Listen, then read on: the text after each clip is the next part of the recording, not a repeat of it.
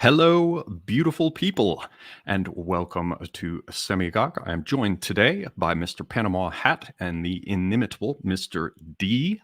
And the subject of our discussion this afternoon, where I am, evening, I believe, where they are, will be the public schools of Gran Bretagne and the way in which they produced an elite class of persons, a formidable and merciless class of persons who managed to bring much of the known world um, under their control. They imposed upon them their suzerainty. And I've been curious about this subject for quite some time. My old friend Tim had always told me that I must look to the schools. I must look to the schools in order to understand how this ruling class was produced. And I have never had until now the opportunity to ask people who have some experience of these institutions about the many things about which I'm curious. So I'm going to skip the majority of the shilling today to have the maximum amount of time with both of these gentlemen that I can. So, if you're interested in my books, you can find links to them in the description below, but we won't go into all of that now. You know the various channels you can follow me on. The only ones I will mention again are Odyssey and Telegram. Please follow me there. And please consider following Panama Hat on his channel. He has a number of very, very interesting clips on aesthetics, on art, on poetry, mostly related to things with writing. But I have been following it with great interest. I recommend everyone subscribe. D is someone that I believe most everyone here will be familiar with from over on Academic Agent's channel. He does not at this point have a channel of his own, but you can follow him on Unpopular Opinions over there, as well as on his unfolding series on the figure Andy Warhol. And I believe there's an upcoming clip about that in that sequence. So with all that various stuff out of the way, before I sort of further frame my own interest in questions, I'd like to welcome both you gentlemen, Mr. D and Panama Hat. How are you, gentlemen? Well, I'm quite well, thank you. And thank you very much for your shilling of my channel there. I have to say that's one hell of an intro you have on this channel. It's certainly of beats Crom. AA's. Yeah, yes. Beats AA's, doesn't it? Yes, I'm doing quite well, and quite looking forward to discussing this topic. Excellent. And D, how are you, sir? Dissipated aristocrat. I'm doing as well as can be expected. Again, thank you for the overly gracious introduction. I in no way live up to it, but I shall do my best. Pshaw.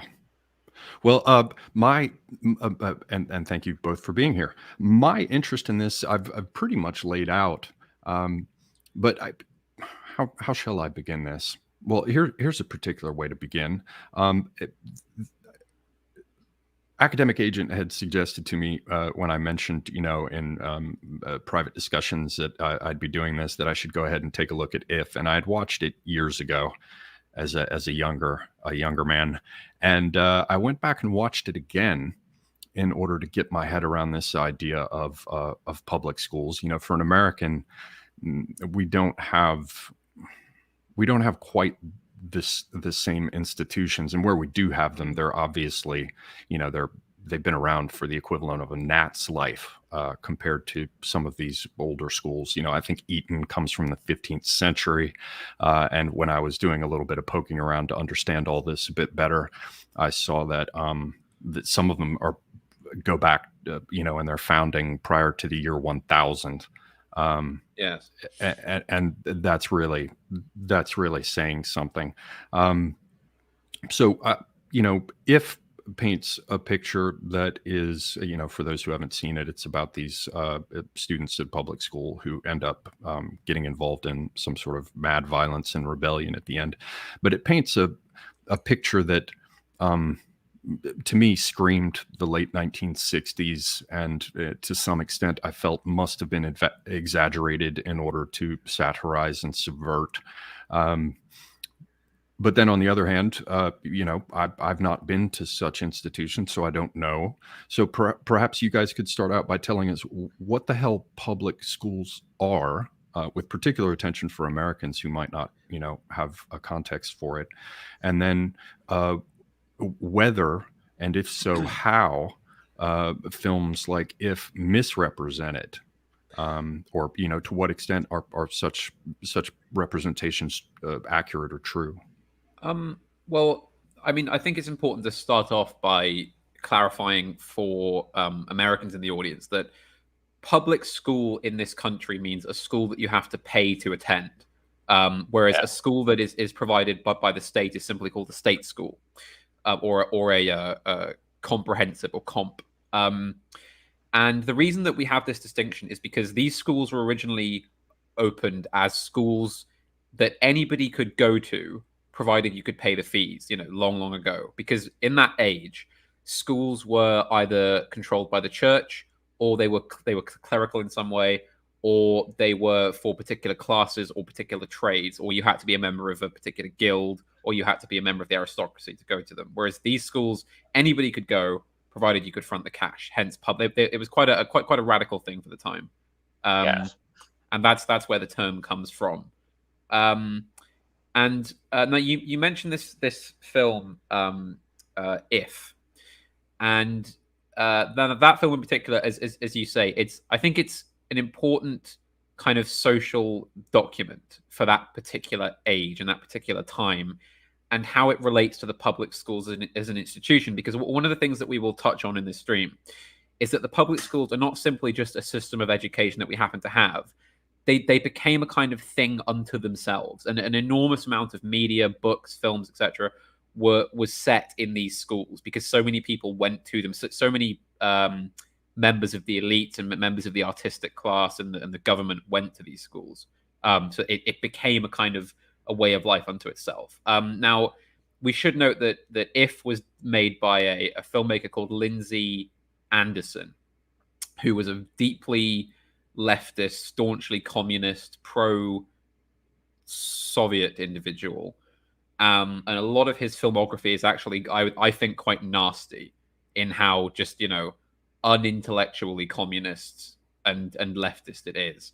And I think If is an exception to that, although it should be said that it takes quite a pro-rebellion view. And we should, I mean, this is a spoiler, of course, but the film ends with a massive school shooting with machine guns and explosives, where people are just mowed down. The three students that we follow for the film mow down a load of teachers and parents and other students and so forth. And although but what interests me about the film is that I don't think it's actually strictly a negative portrayal of a typical, like a more high-end public school of the time, because the things that you see depicted in that film, the system called fagging, which we will talk about in a bit, it's not really what you think, and the canings and the eccentricities of the staff and the boys and the power of the sixth form, these were things that existed in those schools at that time, and that is what it would have been like to be there, I think. So yes, basically to answer the things you stated there in the introduction. So you would say that the sort of, in the case of this film, not too egregious, but significant, hints at homosexuality and sadism and sort of these things you would say are not inaccurate? I don't know if it would be best to start with this as a topic, but we are going to have to talk about this because I think we should sort of get into that after we kind of lay the ground, yes, the sort of basis of this.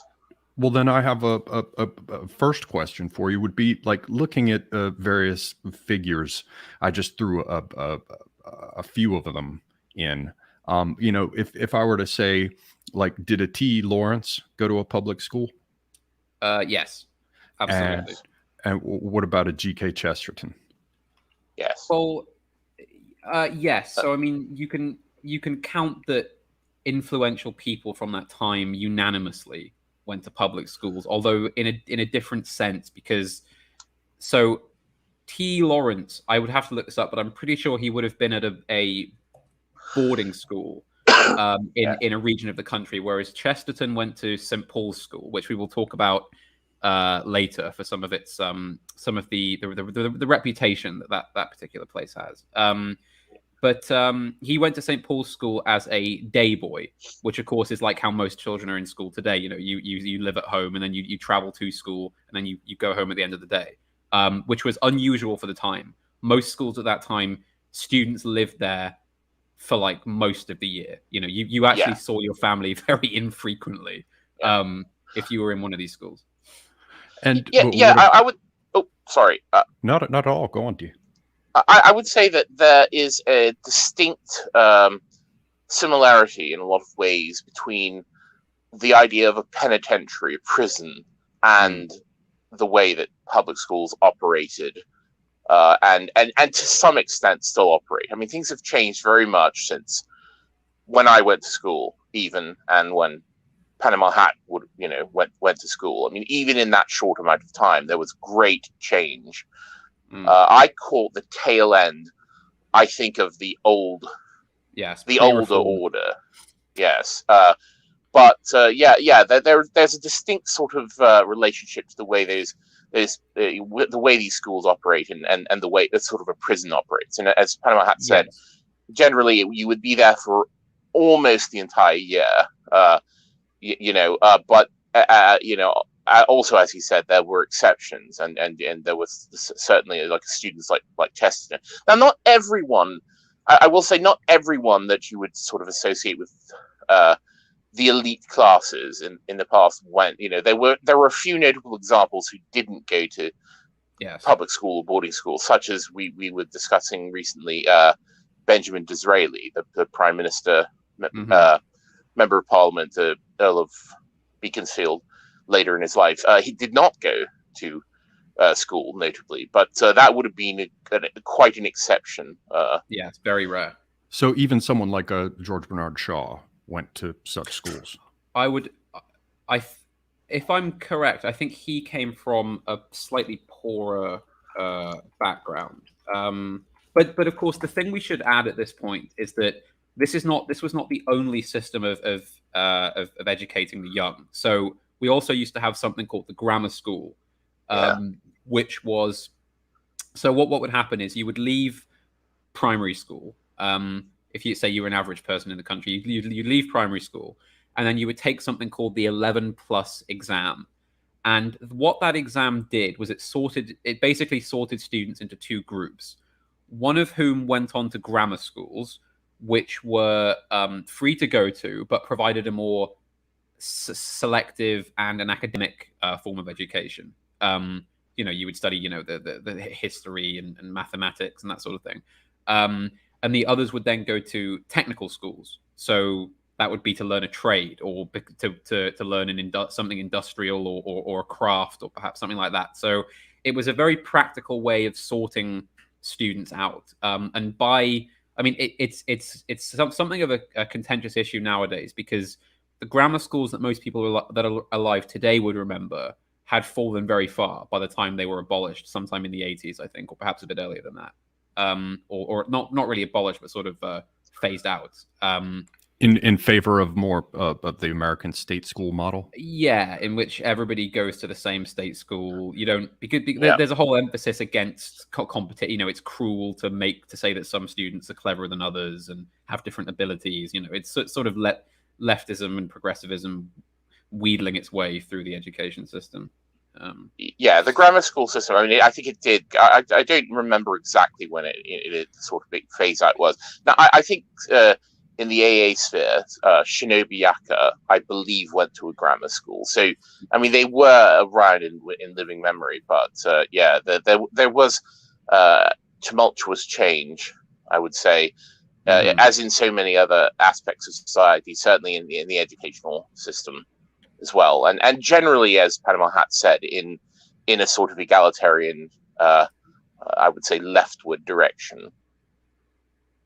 And was there some equivalent, this is just a very brief question, of the kind of schools available to males? Was there a similar system of any kind for females of the upper classes?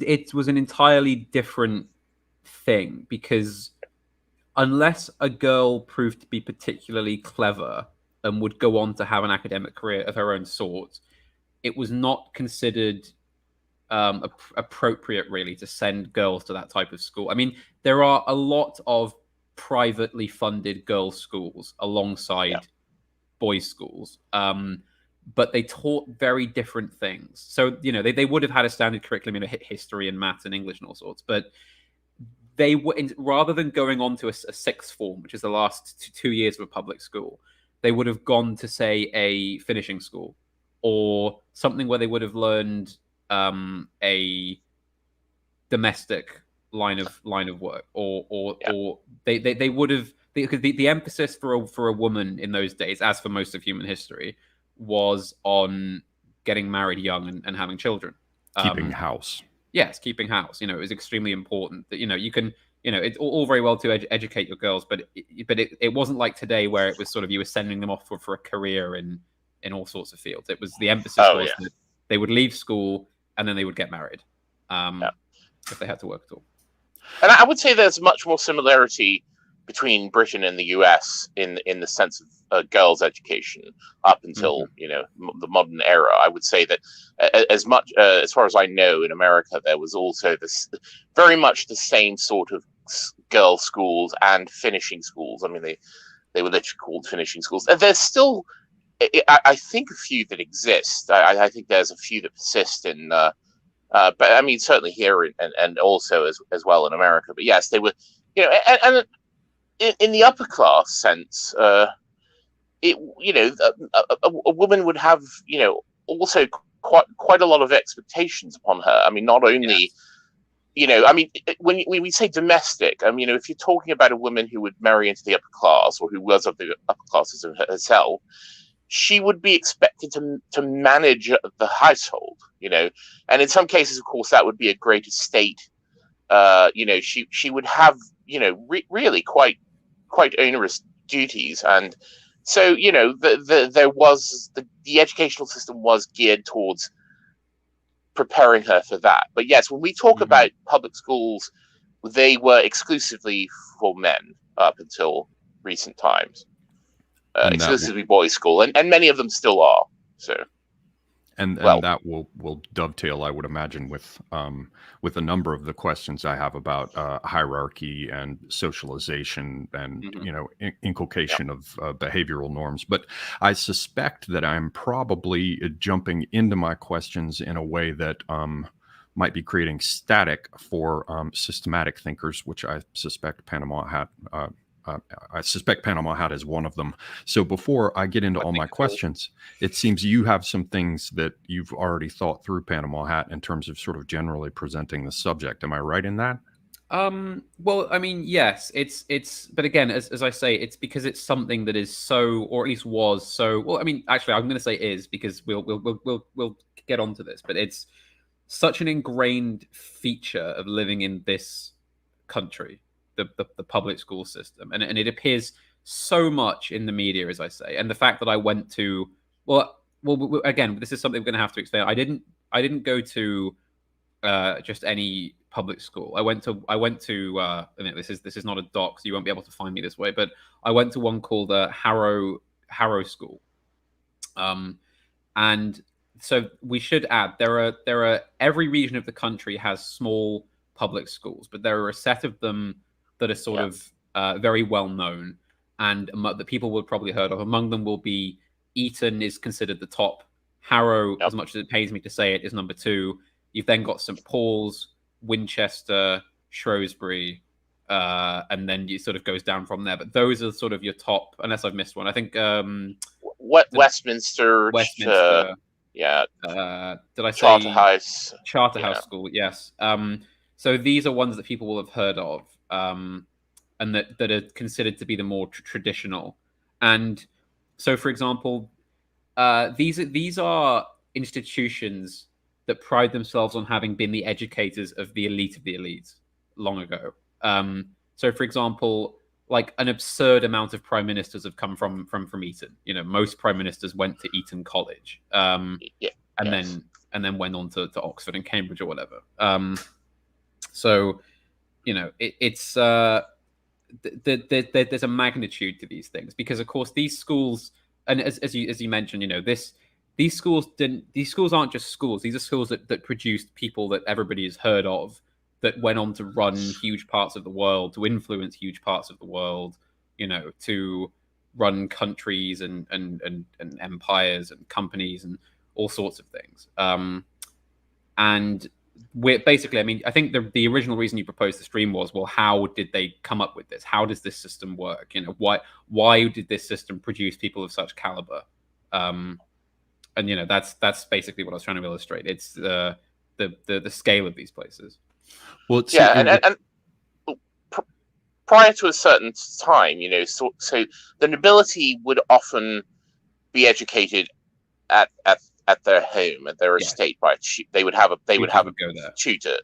But you know, increasingly I would say starting in the 18th century, the 19th century, and into modern times, even the nobility would attend these schools. So, for instance, I mean, as much as you can sort of refer to them as nobility, but Princes Harry and William, I think, both went to Eton.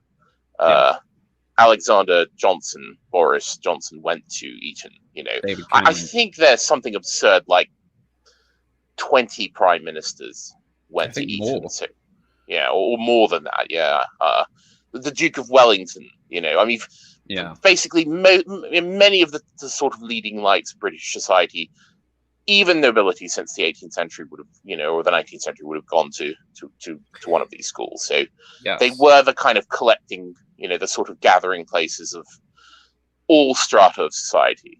But before that, it would have been different. You know, as I said, nobility would be in their own stratosphere. So I would say that these places had became even more kind of powerful, you know, in modern times. Yes.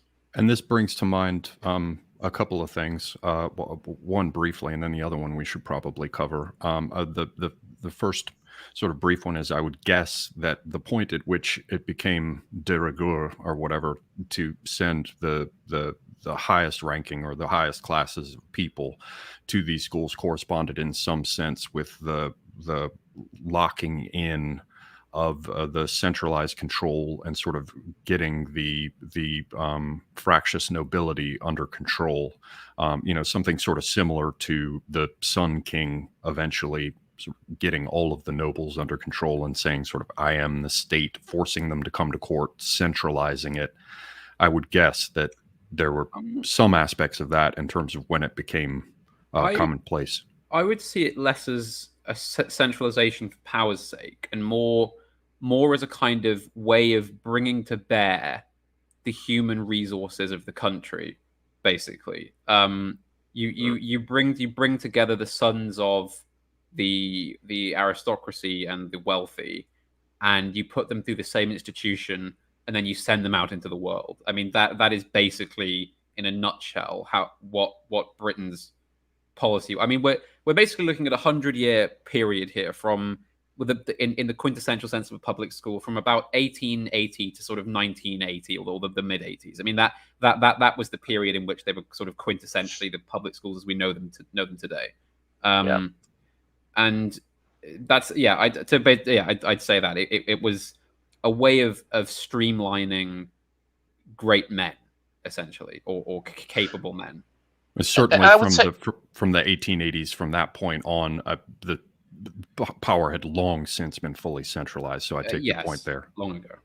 Well, I would also say the nature of life in Britain also really radically started to change, and especially in the 20th century. So I think also the resources of these great estates and the great landowners began to dwindle in the 19th century, and rapidly dwindled in the 20th century during the period from, I would say, 1910 to after World War II, to where I think it became impractical to have kind of a private tutor at an estate if you retained your estate at all. So I think also that this kind of coming together was also influenced by the way that the nature of British society had been changing at the time. And on that point, of course, as you mentioned, the resources were dwindling. You could no longer simply spend your life lounging about on your family's land. The money and the resources simply weren't there. So what that meant was, even if you were a duke or something, you would have to go to one of these schools, and then you would then have to go into the army or the clergy or the civil service or become an MP or become a captain of industry. You would have to do something that would in some way provide for you. You couldn't simply live off the land anymore. Yeah, you needed a career. Yes, the idea of having a career in the modern sense, I think, was something that came in at this time. So yes, you almost had to. You couldn't be, again, the sort of hereditary scion and manager of your lands as a sole thing. I mean, it happened, but yes, increasingly there was this idea that you also just had to sort of have this independent career in a modern sense, and of course this was not taken lightly by many members of the aristocracy, and in fact, even as late as this book was written in the 30s, I think, but there's a brilliant bit in a P.G. Wodehouse Jeeves book where one of Bertie Wooster's friends, a lord something, a sort of young lord, is at the end of his family's money. He's got this big house and a big estate, but he's got no way to keep it up. And he goes to Bertie and he says, "Bertie, I'm going to have to begin to undertake." And he starts to shake and sweat and he goes, "I'm going to have to get a salary." He spits it out because it's right, so degrading. Yeah. And on that money, and on that same theme, the songwriter and performer and writer Noel Coward had a song which I think he wrote in the 1930s called "The Stately Homes of England," which is also on that theme. And I'll just quickly quote a verse from that. "The stately homes of England, how beautiful they stand to prove the upper classes have still the upper hand. Though the fact that they have to be rebuilt and frequently mortgaged to the hilt is inclined to take the gilt off the gingerbread, and certainly damps the fun of the eldest son. But still we won't be beaten, we'll scrimp and save. The playing fields of Eton have made us frightfully brave. And though if the Van Dykes have to go and we pawn the Beckstein Grand, we'll stand by the stately homes of England." Yeah. And of course, you get the mention of Eton and that famous line, "The playing fields of Eton have made us frightfully brave," which is very much, I think, the theme of your stream. That line, which I think is attributed to the Duke of Wellington, but is probably sort of beam me up, versified, or embellished his way. But the idea that that Waterloo was won on the playing fields of Eton, the very idea that it was in the training ground that these schools provided that the metal of the British, British society was sort of built. I think that's an excellent way to lead us on to talking about the minutiae of life at these schools. But just before we do that, there was one line in that struck me, of course, is the bit about the elder son. Now, as far as I'm aware, a lot of European aristocracies, particularly the Germans and I think the French, the title that you held as an aristocrat would be also shared by your sons and extended family. So, if you were a baron in Germany, I believe all your sons would also inherit that title and be entitled to some share of it in some way, whether it was material or the privileges of it or whatever. Whereas in the United Kingdom, only the eldest son can inherit a title or an estate. You can't really divvy these things up. which meant that, of course, the average lord who would have, a huge litter of children, only one of them could really pick up all the money and the responsibility of keeping the estate going, which now meant you've got all these young lads who need a career. This even when the wealth of the estates was still strong, all of the younger children needed a career. So as this would be traditionally, they would go off to Eton, and they would then go into the army or into the church, or there's, I think the tradition was that the second son would be an army officer and the third son would be a clergyman, and then after that they would perhaps consider going into politics. That filthy art. If there's really no other way to make a living, then you go to parliament, which was just how it was. But yes, I think we should probably begin talking about the minutiae of life. Let's explain this phrase. The Waterloo won on the playing fields of Eton. What made the playing fields of Eton produce the men like the Duke of Wellington? Well, I'd be very interested to do so. I have just one question, if you will both entertain it. And this has to do with, or rather it's a subject that I feel, at least for the American viewers, we should at least touch upon, which is the class distinctions in Britain, which exist in a much attenuated form in the United States, if at all. And then a sort of secondary dimension to this, to what extent, where in fact it is the case, these class distinctions correspond to ethnic distinctions. When I talked to my friend Tim, who always emphasized this business of the schools, he's said to me in the past, he's like, take a look at how everything was organized. Like he said, just look at the faces, Oliver. He's like, just look at the photographs from World War I and look at how many pie-faced Saxon sergeant majors you have, and look at the lanky, more aquiline-faced Norman bloodlines of like the lieutenants and up. And it seems to me that many of the so-called class distinctions that we see in Britain really come down to ethnic distinctions. So I wonder if you guys could at least say something about that, and whether or not those class or ethnic distinctions map onto these schools and those who attended them in any way. Because when you say something like it's a public school and anyone who had the money could go, well, was that really true? Or did you find that just sort of ineluctably there were certain groups who ended up going to these schools, and perhaps you could have rare exceptions that generally held true? So there's quite a number of ways to attack this, because it's a very major topic. So of course we should begin by saying that of course the three main stratas are the nobility, the middle class, and the working class, or the peasantry.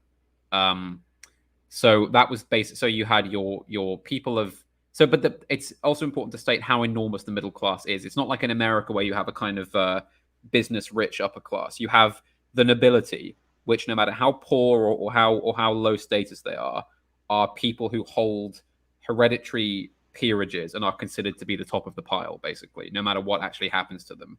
Then you have everybody who is wealthy or owns property but is not titled. And then underneath that, you have particularly poor individuals who are working class or come from rural farms where they would be tenant farmers. So that's the classic model. Yeah, and so I mean, of course, at the top of this, there's like royalty, Yes. and that's a separate thing, and then there's the kind of hereditary aristocracy. People can be ennobled. I mean, people can be raised from this kind of middle class or merchant class, but it took a while to set in. It took a long time, and to build the kind of respect for the title. I mean, there were certain people that had a title that extinguished upon their death. That wasn't hereditary. But many of the sort of the greatest of the titles would be very old. Going back until into the medieval era. So there's even a sort of strata amongst the aristocracy. I mean, you have money, a duke compared to a baronet is a very different. But is there a distinction between a Norman, for example, and a Saxon family and their standing?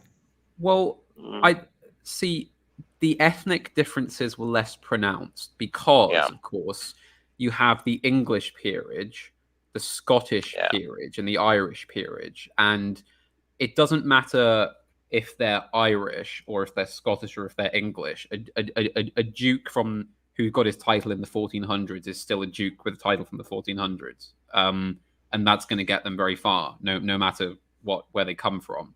And of course, Britain at the time wasn't like, say, the Austro-Hungarian Empire, where it was this kind of ethnic dominance of the Austrians over everybody else. It was very much a kind of an interesting situation where you could have, for example, I mean, the Wellington, for example, who we mentioned, was actually, I believe he was actually Irish, or you had, and the other generals at Waterloo were mostly Scots, I believe, or you had Sir Thomas Picton, who was Welsh, so it's not as English centric as you might think. Plenty of Celts and all sorts came into England and established their own public schools, and it was not really a discriminating issue as such.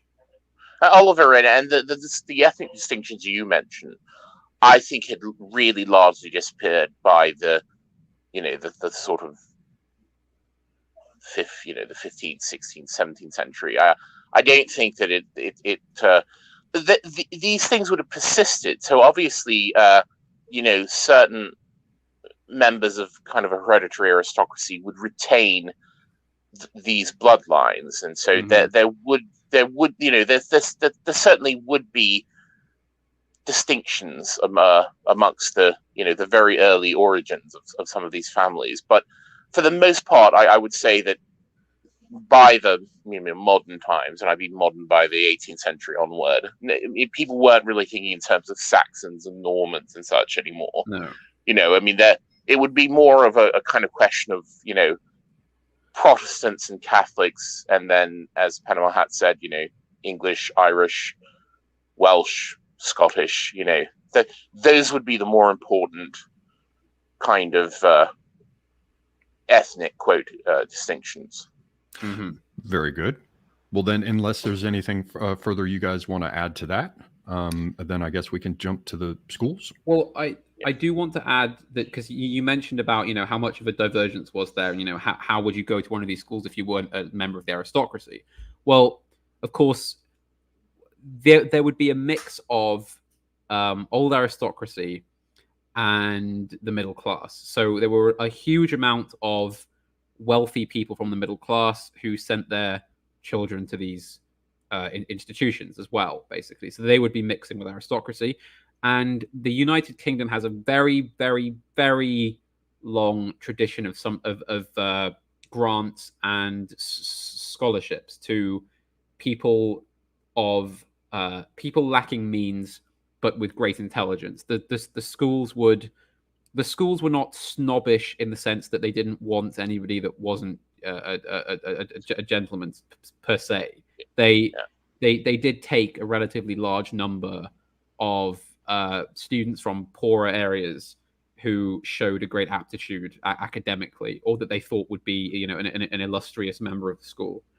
I think they became more snobbish later on. I think that, yes, and even today, I think the distinction, the kind of distinctions between the type of students who would be able to attend the great public schools is in some ways more exclusive now, because it's more kind of tied to money.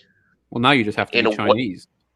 yeah, exactly. I mean, it's now tied to tied to the idea of financial status rather than these old class distinctions. I think that is certainly a product of contemporary times. Yeah. So strangely enough, the old days were, it was a very different thing. Now it's all about money. And of course, in a way that it wasn't. It should be pointed out that that part of the reason these schools flourished in the way that they did was that as Britain developed this enormous globe-spanning empire and an enormous industry and the bureaucracy and the military you need to run that, it badly needs all the talent it can get. You do not want to end up in a situation where you have feckless people running India or Australia or the Midlands, the railway or the factories. You need competent people to do that. So there was more of an ethos that there was a kind of greater good which had to be maintained for the good of the country, which was a real concept which existed in the minds of pretty much everybody. This idea that the country is greater than themselves and they must work in some way to further its interests. And of course, nowadays we have none of that. Everybody in a position of power is an incompetent, and there's no need. There's no longer an expectation of quality. So all you need to go to one of these schools, you don't have to be clever, you don't have to be an honourable person or from a good background. You just have to be rich, which is why the public schools of today are full of wealthy Nigerians, wealthy people from Hong Kong, America, all over the world. They're more willing to take anybody that they're willing to give places to the higher bidders rather than do anything for the good of the nation. So and the education, bio-Leninism, and the education they're receiving is become shit, just like every other type of education. It's simply a matter of elites' connections. I mean, it's quite ironic, really, because the public schools of today, I believe, mostly serve globo homo elites. These schools now just produce Tony Blair, basically. I mean, he is the par excellence example of a product of one of these schools nowadays. He speaks in quite an eloquent way, and he clearly has some ability, but it's just a shady network of elites, and that's all it is. There is nothing else to it. Yeah, the elites of the past that we're talking about, it's a totally different idea than the elite of today, because in the past something was expected of you if you were an elite. You had to be, as Panama Hat said, you had to be capable. You were expected to serve, whether you were in the aristocracy or the higher merchant class, whatever. You expected to play your part and be competent about it. I mean, it wasn't just, as it is today, all about kind of money and status and influence and power. I mean, that was an aspect.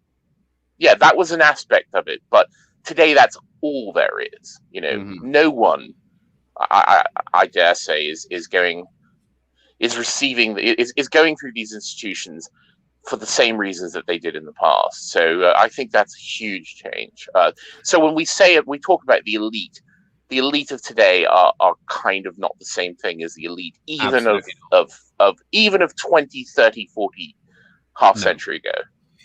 And I mean, and this has everything to do with the makeup of these schools, because so just, I want you to imagine the following. You're an 11-year-old lad, and you've just passed out of primary school, and so your parents give you a nice new uniform. They pack up a load of bags for you, and they send you off to Eton or Harrow or Shrewsbury or some place you've not been before, to an enormous school full of boys between the ages of 11 and 18. And you will see your parents and your family probably not more than through the holiday terms, which are, so there's a term in the autumn, a term in the spring, and a term in the summer. And in the breaks between them, that's when you might see your folks. Any time other than that, you're in the school. And your entire life revolves around the timetabling, the expectation, and the academia and the fraternity of that school. And not only are you a member of that school, but you're a member of a house within a school. So you're grouped into a subunit which has its own structure. It has its own house master and its own traditions and its own sports and its own teams and its own goals within that system. And you are unconditionally expected to be loyal to that house and to serve it in some way. And it is made all through that time. It is laid on what is expected of you in regards to your house and your school. And that is the be all and end all. There is nothing beyond that. There is no emphasis on you as an individual or much of a mind as to what you want or what you want to do. You will wake up when you're told to wake up. You'll eat when you're told to eat, and you'll serve what you're told to serve. And it's extremely rigorous. And if you step out of line, you would be beaten, you would be caned, or punished, or humiliated. And that was that. That was simply how it was. That's what raised competent young men and tough young men. Because of course, this was expected by the parents that sent their boys to these schools, because they didn't want to raise ninnies. They didn't want to raise effeminate, weak boys. They wanted to raise men. And in order to raise men, you need a sense of hardship. And so, despite the kind of glitzy wealth and the kind of old halls of these schools, the insides are actually quite often quite run down, or were at least quite run down. They were cold, they were drafty, you were exposed to privations and hardships. The food was absolutely miserable. Oh, the tradition of the public school food, where it's just like sloppy gruel in the morning. It's like some rotten meat at lunch and a bit of like rock hard cake at tea time. And I mean, this survived until relatively recently.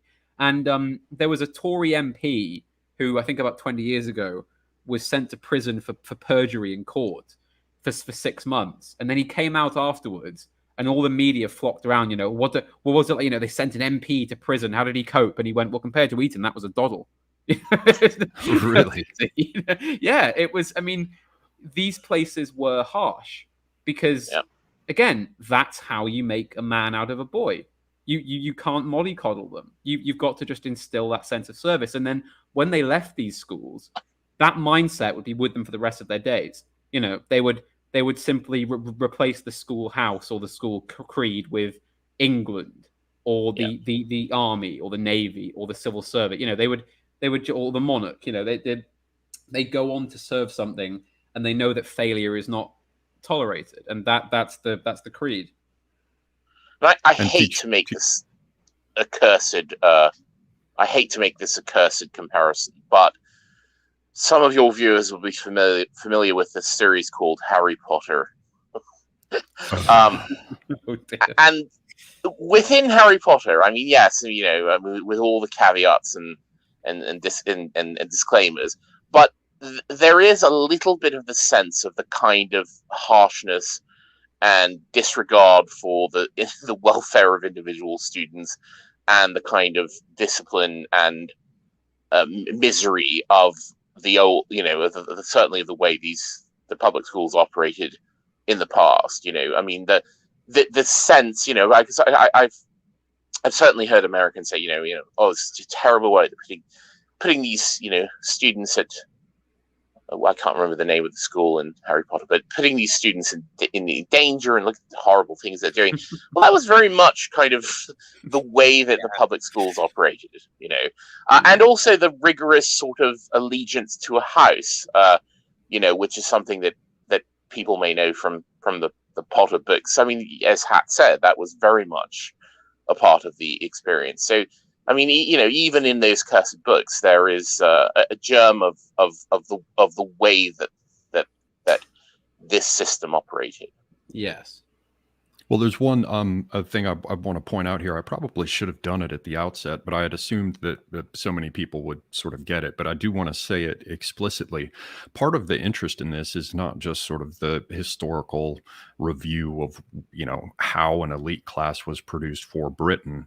It's also very interesting for me to consider it because it has everything to do with hierarchy from everything you're telling me. Everything both of you are telling me, and all of us. It has everything to do with hierarchy. It has everything to do with loyalty, and it was the institutionalization of the production of this type. And so when you consider that against the background of the kind of ideas that AA is frequently kicking around, the idea of the production of an elite, it should be clear to everyone why this is interesting beyond simply the scope of history. How were elites produced and what were the necessary elements of it? So I just wanted to say that because I'm sure it's implicit in the considerations, of Panama Hat or D, but I wanted to make sure that all of our listeners are aware of that. So we've covered at least one thing here, which is the idea of the meritocracy, which has since gone the way of everything with bio-Leninism.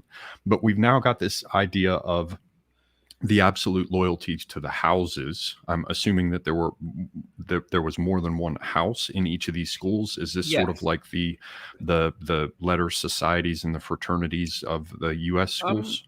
Not quite so, because correct me if I'm wrong, but aren't fraternities in the U.S. run entirely by the students? It's a student managed thing. I don't even know, having fled from high school. Yeah. Okay. Yeah. Yes, they are. They are. I think in the US they are. I mean, they are kind of institutions without the institution. So they're not directly affiliated with the school. I mean, the closest thing I can think of is that in certain elite universities in the US, they retain this sense. I mean, in the universities in the UK as well, they retain also this kind of model where within the university you will be a member of a college. So if you go to like Cambridge or Oxford, you're not just a student at those universities. You're specifically a member of a particular college like Magdalen or one of the others. And in the US, I mean, if you go to like Yale University, you're going to be, at one of the kind of colleges within that, and that would be where your kind of identification is made. So, there are sort of vestiges of this idea that also come into education elsewhere. But I think the germ of these things would have come from the medieval clerical sort of universities and descended to the public schools from there. And but the interesting, I mean, I'll illustrate this for the people in the chat with a bit of my own experience, because I believe this was unchanged from how it used to be when I was there. So a house is quite literally, in some cases, a house. It's a building in the school which contains your dormitory, your bathroom, and a workroom where you do your schoolwork, and not like lessons, but your homework and so forth. And there may be a small library. There may be like a dining area. There'll probably be a sick room, etc. But it's like a small barracks in a sense, and this is lorded over, and I do mean lorded over, by a teacher who will have other duties. They will teach. For example, my housemaster was a history teacher, a very good history teacher. But he was also the house master of the house I was in. And what that meant was he actually lived in the building. He had a very, very nice apartment on the top floor of the building where he lived with his wife and his 3 young children. And he would kind of come down and just look after this house, of teenage boys from the ages of about 15 to 18.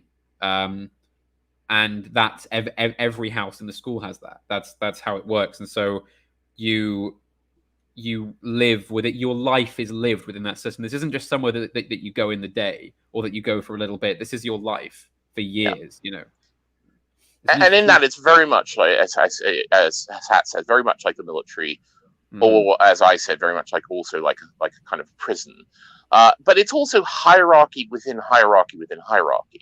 So I mean, the idea of class in society would be then in a weird way mirrored in the institution, and then within your particular place in the institution. So even within this house, there's going to be hierarchies. There's going to be kind of hierarchies amongst the students, which of course we touched on at the beginning of the stream, with the idea of kind of the workings and enforcement of these hierarchies through fagging and the things that people may have heard of. Should we talk about fagging? Yeah, let's talk about that. So, fagging. Okay. So we talked about the utility of sending the gentry and the middle class and so forth to these schools. And one problem that you can have with a system like that, a hierarchical aristocratic system, is that some young man will go, well, I'm the son of an earl, I'm the son of a duke, so I can do what I want. You know, my father is an important man, so I can do what I like, or I don't have to serve anybody else. But what this fagging system is that young boys, when you enter the school at ages 11 and 12, would be expected to perform menial tasks for the older boys, for the sixth form, of the last 2 years of the school. So it doesn't matter who you were, or who you came from, or who your parents were. You would be expected to clean lavatories, polish boots, iron clothes, tidy rooms, clean desks, any kind of manual labor that needed to be done for the older boys you would do. And this is the first thing we've touched upon that was basically entirely run by the students themselves. This would be hierarchically organized by all the students, and younger students would be assigned to them like chattel almost. That is basically what fagging was. I hesitate to say was, because in some cases it still unofficially is. It unofficially is, but it's it really went out in a way. I mean, and now it certainly doesn't operate, as far as I know, the way it used to. Even when I was in school, it was quite different than I assume it is now. But it was also, again, this was a hierarchy mostly based upon age, but not always. But it would be the sixth form boys over the kind of younger boys.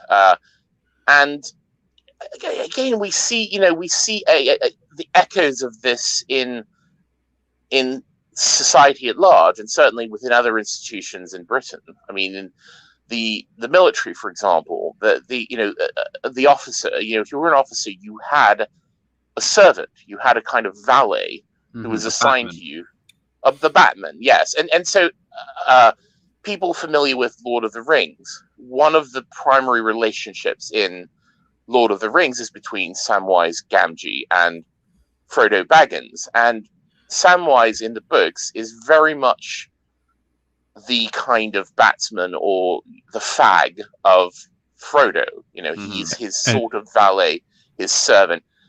That doesn't come across in the films as much, but it's very much a kind of from the time they were written. But yeah, notice very. But it's very much an echo of how these schools operated. So again, we see the echo of this hierarchical system going out into the larger society. And notice that Frodo's features were much sharper and more aquiline, and that Sam had more of a plump Saxon face, which I don't think is an accident, though it may have been unconscious. Lord, we have someone filling up the chat with nonsense. Hopefully, one of the hopefully one of the mods will catch it, or else I'll have to turn here and see if I can get over to my controls to do it. One thing I wanted to mention, though, some people I see in the chat are saying things like it's FNG, which is from the military, fucking new guy, and the kind of hazing that happens there. And while I think, of course, I'm on the outside, I'm guessing, so I present this to you guys, I think that there is certainly some aspect of that.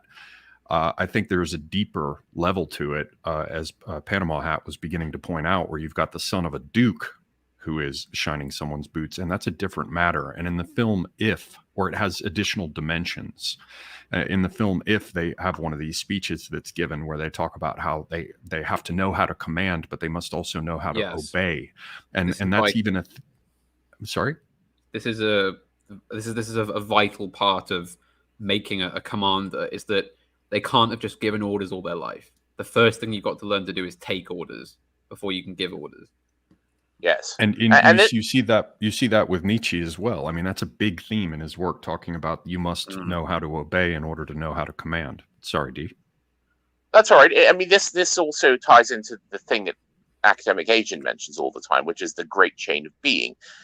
In that you are part of this system of the world, and that you are both, linked to and above someone, but you're also below someone. And of course, no one is apart from this system. Even the monarch, of course, both gives and takes orders, and the orders in the case of the monarch would be from God. And so, yes, very much part of this. It's not only about who you sort of are over, but it's also who's over you. How you, as Panama Hat said, will learn to give and both give and take orders. So I think people just, a lot of the kind of popular imagination of how the class system operated in Britain and how these schools operated is just this idea, it's these posh toffs lording it over everyone else. But that isn't, No. there were expectations as well as privileges. You were responsible.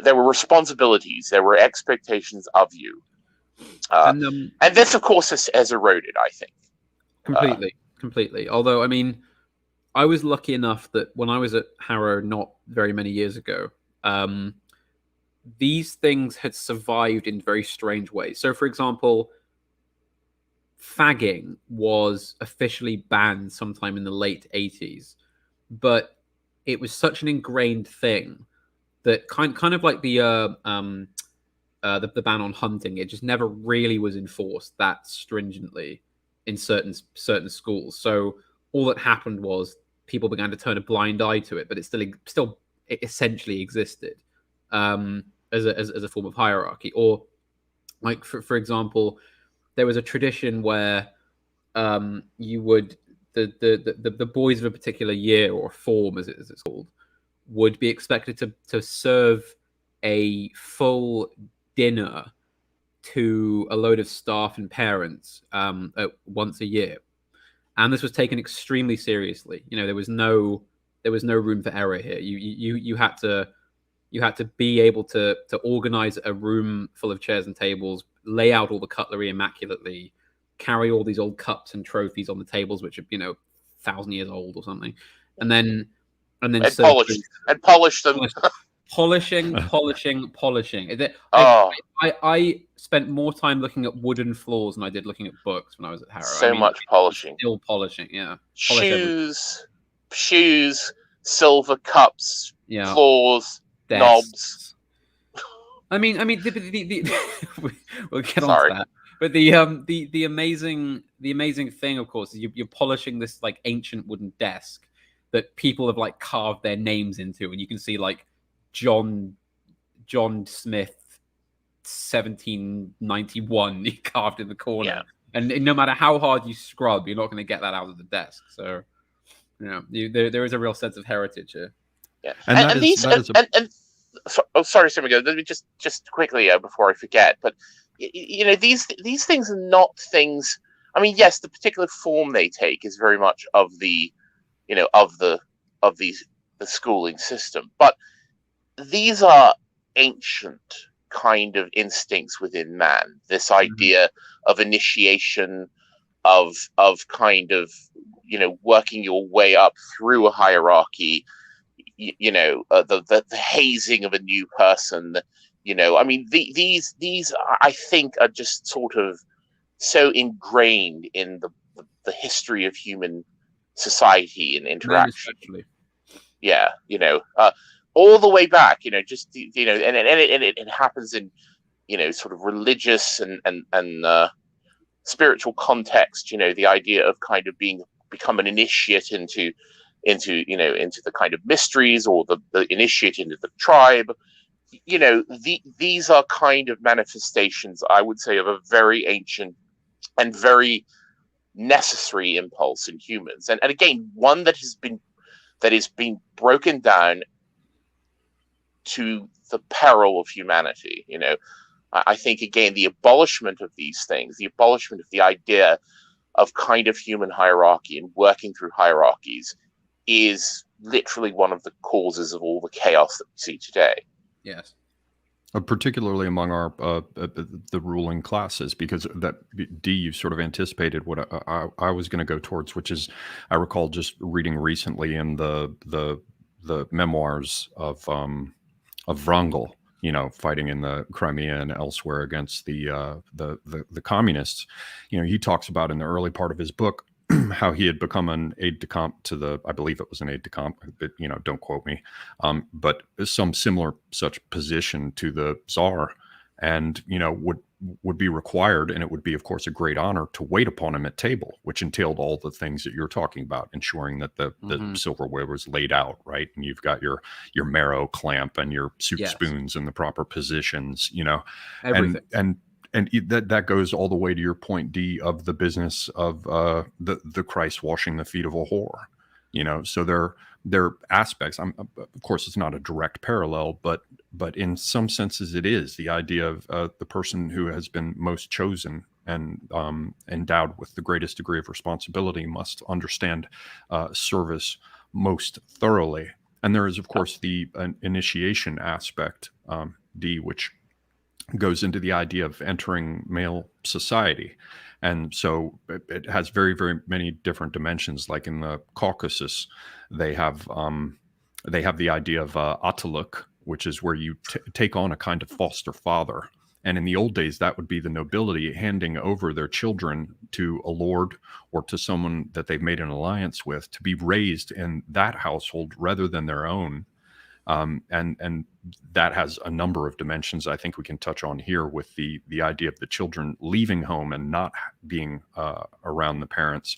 But there's also the idea of hunting parties, you know, when in the very old days, let's say the primeval periods, men would have to enter a hunting party and they'd learn separate things. Like there's a secret hunting language that actually got carried over by Frank Herbert into Dune. It's called Chekhovsa. But Chekhovsa actually existed in the Caucasus, and it's a secret language that hunters would use, and they would only learn it when they had been initiated. And it would, you know, it's a secret language so as not to warn the animals by speaking of them that you're looking at them, so to speak. But there are many dimensions of this idea of the initiation and entering into male society, and that always involves self-control.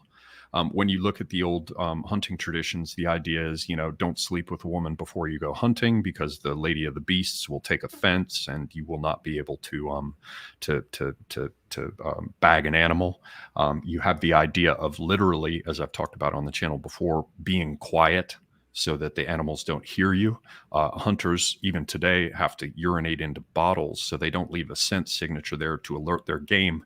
And so when you think about things like keeping silent or controlling your bladder and recognizing that you cannot indulge whatever this drive is at this time, that's a part of the initiation into the masculine aspect of things. You also see it with you know, when Poe was just on for one of the women's hour things for Academic Agent, you know, the women were all talking about how, you know, do men have feelings? And I left a comment on that because I was like, that's ridiculous. What it's about is not whether they have the feelings, but whether they can control them. Yes. And that brings us around to the idea of taking the children away from their family members. You know, I've heard about aristocrats, you know, not seeing their parents often. Certainly if someone was working out in the colonies, they didn't see them, you know, not sleeping in their parents' beds, having a nanny to take care of them. I even, you know, my old friend Tim once suggested that, you know, half the problem of the troubadours arose because the women didn't want their breasts to drop. So after a children was born, they'd be turned over to a wet nurse, which left these children longing for the attention of a mother that they never had. And he suspects that fed its way into creating the entire tradition of that intense, overwhelming longing for the feminine that gets manifest in a particular kind of poetry. Now, I'm all over the place with this, but it does occur to me that this idea of taking the children away to another place, having them separate from their parents, having them introduced into this fully male society, or as close as they could make it. You know, in the movie, if you have the you have the one woman there that all the boys are sitting across from, trying to look at her cleavage or whatever as she's sitting there, so it's the entrance into male society, the idea of self-control, and a number of different overlapping dimensions of hierarchy, which is another thing I'd like to look into. But before I go 200 directions, perhaps I should stop now and hear your thoughts on this. I mean, the thing is that initiation, that kind of being taken away from your family on the cusp of your adolescence, and then placed in a system which is so total in its hierarchy, it's never really that easy. I mean, everybody at some point gets homesick, like there's the kind of you'd always see somebody weeping at the gates as they were being brought in for the first term. This kind of, they're aware of the fact that they're now stepping out of the arms of their mother and father, most probably just their mother actually, and being sent into this school where now you have a new family, and it's a house full of boys you don't know, but who you're going to have to get on with unless you want to have a very miserable time. Sorry, just for our viewers, what age would that be? How young are these boys that are being sent away in this program? There are schools that start boarding much earlier, but the standard age is about 11. That's generally when because that's why it's called the 11 plus exam when you go from a primary school to a grammar school. I believe it's just at the age of roughly 11, which is when you start your secondary. Yeah, so you should emphasize that Eton is not that there aren't like children there. No, it's not a school. It's not. That would be that education would be different. That would be at a different place in a different context. So yeah, just so people realize you're not going your entire experience starting from age 6 or 5 or whatever isn't happening at Eton. There was something I wanted to touch upon. Was that you mentioned about the physical culture, say, of hunting and things like that. Now, and this back to this remark about it being played on the war was won on the fields of Eton, so to speak. Well, so the interesting thing is that although you're encouraged to be very academic, and the academic curriculums at these schools traditionally were very, very rigorous, very challenging, and you were expected to learn a huge amount of information by rote, you weren't allowed to be a SWAT. So a SWAT was somebody that spent all their time studying books, got very good at all the subjects, and got straight A's in class. This wasn't tolerated by the other boys. You would get a beating for being a SWAT. You'd get bullied for that. So you were expected to also be good at sport. In a sense, for a long time in these schools, the real marker of achievement was not academics, it was sports. It was how good you were on the rugby pitch or the cricket pitch or in the rowing eight. That was where you were really marked as at the top of the hierarchy, so to speak. That's where the kind of school chads came from. It wasn't the school chads didn't spend their evenings in the library, Yeah, and because again, this is going to tie into what's expected of a man in a society. In the past, it was very important because there would be a physical dimension to your service as well. I mean, unless you were going to become a priest or something, but you would probably, you may be expected to go into battle, like literally go into battle, and so of course your physical prowess would be a consideration as well. I mean, many of certainly the aristocracy, they weren't just idly sitting around enjoying the pleasures of the flesh. Many of these men over long periods of history went into battle and died in battle. So the idea of the playing field being important is you couldn't be just this bookish kind of nerd with sort of ignoring the physical aspect of your development. That it was vital to the equation, and there's a sense of that I think even in American schools as well. The idea of the jock. Those are the people that are going to get the kind of plaudits in those hierarchies, and there was certainly an aspect of that as well in British public schools. But with the jocks in the United States, you have the expectation that they get given a free pass in terms of their academics. And from what I'm hearing Yeah. from you guys, there was no free pass on No. academics. And for our American listeners who are not familiar with this sort of thing, I'm sure in many cases we're not just talking about Algebra 1.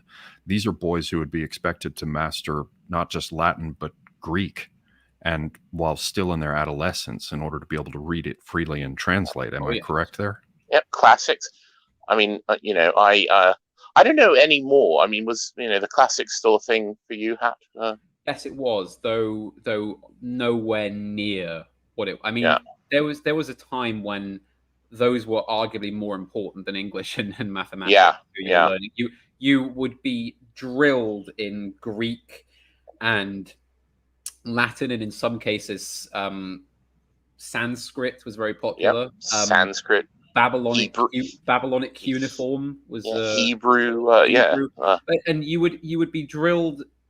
Like, for example, if you were in a Latin class of, say, 1922, just to pick a random date, sort of while back, you would conduct almost the entire class in Latin. You would be expected to almost speak Latin or Greek before you even got to the school. You would be expected to know that as a very young boy. And that is completely. I mean, I had to do compulsory Latin. Not Greek wasn't compulsory, and I never ended up doing it. You had to choose Greek, but I did Latin as a compulsory subject. But it was seen as kind of a fanciful extra, whereas once upon a time, that was the foundation of your entire learning. Like, you would be made to, and it's quite clever, really, because you would be made to translate like the odes of Horace or Ovid, or you would be made to learn by rote the orations of the Catiline orations, or huge chunks of political writing from Greece and Rome. So what that did was, it didn't matter if you had no interest in learning about the classical world. You didn't have a choice, because your homework was literally to go and learn a speech by Caesar or by Cicero. Yeah. So it would be ingrained in you, whether or not you wanted it to. You didn't have to be interested in it. And I think that was a very clever way of spreading that knowledge. Basically, it was making you learn the language by learning the ancient texts, the great texts that were once ubiquitously known. Yeah, and these are formidable. Go on. Sorry. Pardon me. I just want to underscore the bit about these being formidable people who are not just academic. You can look at a character like Richard Burton, who's literally going in disguise to Mecca, reputed to be one of the first Englishmen, if not the first ever to do so, who darkened his skin and spoke Arabic so well. Yes. Well, you would have been came taught up Arabic, with a cover maybe. story. Yes, Arabic was and at the same time, these are, Richard Burton is someone who took a spear through the face. So this is a different. Or even think about a T.E. Lawrence. This is a different category of person that such places produced. Well, look at J.R.R. Tolkien. Again, there was a huge emphasis on the learning of a multitude of languages, which I honestly think greatly unlocks. I don't know if it increases it, but it greatly unlocks one's intelligence, I think, to be able to think and write a number of different languages. And in fact, most of these schools, they would have had like almost term-based prizes for who could write the best poems in Latin or Greek or Arabic, or who could, for example, the famous scripture prize in every school was for who could recite the most of the Bible, or who knew the most knowledge about the Bible, or things like that. And in fact, perhaps this is a good time to point out that all of these schools were based in a church of some sort. Yes. Most of them were Anglican. There were a very good number of them that were Catholic, and there were only one or two specially established non-affiliated schools, which were basically for Methodists and Jews and like smaller denominations. Foul Protestants. Foul Protestants. Most of them were Church of England or Catholic, which was like you would. So even when I was at school, you had to go to chapel every morning and hear a sermon from the chaplain, and Oh yes. you had to learn large parts of scripture, and you were expected to know a great deal about the church. And it's quite interesting because this really wasn't that long ago. Careers in the church were seen as very notable. They like to have portraits of students who had gone on to become members of the Church of England, or gone on to become members of the Roman Church, up on the walls, because it was still seen as a valuable career. Yeah, and that's a very ancient idea, in Britain, that you would go to, a man of action, or a man who to preach and pray, and so the clerical association with both these schools and certainly with universities was very strong when that actually meant something. But of course, the priests weren't exempted from military service either. I mean, there's an enormous amount of pictures of officers in World War I who were wearing Anglican collars. Yeah. They did both. They were priests and warriors. So I think Evola would be pleased with that. In fact, there's a bit in an Evola. I can't remember which one it is, but he talks at length about how much he admires the English public schools for that reason. That it ingrains a kind of warrior hierarchy in all classes, basically, that are sent there. And what would you say what did the choice to separate the children from their parents and raise them in this way, what did it yield? Now, I've read, through old things and looking at Brit culture from back in the day, you hear stories about how people, even someone like Winston Churchill, who had an American mother, as I recall, didn't get along with old Randy very well. So there's the idea perhaps that many of these men didn't even want to see their children. They're like, send them off somewhere. What did it yield?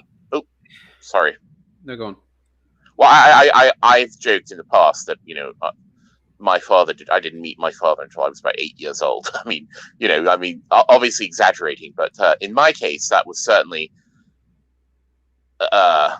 my upbringing was very much sort of very, in a way, quite distant from my parents. Certainly my father and my mother to a degree. I mean, I had a nanny, and so and then of course went to boarding school. So I think there is a sense where this is again back to this old idea of a rite of passage, where you pass from the kind of hierarchy and rule of your family, of your parents, into a kind of larger society of men. And you go into the Middle Ages, where the system of kind of apprenticeship, this would be something very common. You would literally be sold to a master, to then be raised in his house, and also to learn your particular trade, or you would go to again go to a school, and later times go to one of the schools we've been talking about, and kind of then you're passing into a different hierarchy, a kind of hierarchy from the master of your schoolmaster, the various students above you and such. So I do think there is something to these transitions, to this transition from your allegiance to your family only, to the sense that you have an allegiance to other groups. In other words, you have an allegiance to a kind of allegiance to men of your station, and by extension, men of your country, rather than just to the kind of hierarchy of your family. I mean, that's going to be a part of your, of who you serve, but you also serve other people. And so I do think that transition is an important one. In terms of hierarchy, it seems we have a number of different overlapping sorts. I've heard about the house itself. I've heard about the older students. Doubtless there are vestiges of the rank and social standing of the people who enter the institution that have to be dealt with. If that were not the case, you wouldn't have the shining boots for an older student. So there's that hierarchy as well. So I wonder if I sort of have a twofold question here. One, if we could talk at least briefly about what the different strands of hierarchy are and how they overlap or even potentially conflict. And then a very specific one, when I talked with my friend Tim about this in the past, he said, Oliver, you have to look at the aspect of personal loyalty, not just the hierarchies that may seem immediately apparent. He said, you have to look at how personal loyalty is inculcated. And I wonder if he's right about that. And if either of you have any thoughts on that aspect of it as well. Just quickly before we go into that, I just wanted to mention something about the idea of the Duke polishing shoes. Generally, as a boy, he's not going to go to school as a Duke. He would be the eldest son of a Duke, of a man with a title. And the idea is that he would expect at some point in his life, and certainly in the past that would might be quite soon, that for his father to die, and then he would inherit the title. So in a way, he was the presumptive heir to this title, but he also was basically training to be able to take on that transition, for the kind of status of his father to pass on to him. So, with some exceptions, the boys at these schools would be, dukes or earls or baronets or whatever in training, rather than good point. There was always one or two whose fathers had died when they were very young still, so they did have the title while they were some 15-year-old polishing someone's boots. Occasionally that would be the case. And the tradition was to call them young lord and then their name. Everybody would call them like in you hear it in that Master and Commander film where there's like a 12-year-old boy training to be an officer who they all call young Lord Blakeney, because he inherited the title very young. Well, in Barry Lyndon, of course, the character of Lord Bullingdon, Charles Lyndon died, and of course he inherited the title, but he's still in his minority, and still, so that did happen. There were some clauses actually in which you couldn't inherit the title until you were of age. But even then, you would still, as a courtesy, be referred to as presumptive Lord Blakeney or whatever, But so Semigog, that point you raised about personal loyalty, I think this is an important thing because you weren't just loyal to your house; you were loyal to your house master. You were loyal to the students that you fagged for, even if you hated them. There was still this weird thing where you would never really let them down. If you could help it, Stockholm syndrome. Well, perhaps it was, but I think it is kind of a necessary thing, is to learn how to be loyal to a person. And of course, it's a school, so unless you're a complete loser, you'll have friends, and you'll be loyal to them. You will cover for them when they haven't done their homework, or they need a favor, or they need some money, or they're in trouble. Like you are loyal to them, and I think that it's an enormously important thing to inculcate in a group of adolescent boys is that it is worthy sometimes to throw yourself under the bus for another person whom you admire. Yeah, which is would be important later on in the sense of your called to serve in the military, called to serve in a battle. These would be decisions that you would have to make, that sacrificing yourself for your men or to your comrades at arms, and the idea, of course, that you learn to have loyalty even to people that you don't like. Doesn't matter if you don't like the officer above you. Doesn't matter if you don't like the queen or your kind of boss or your manager, whatever station you end up in society.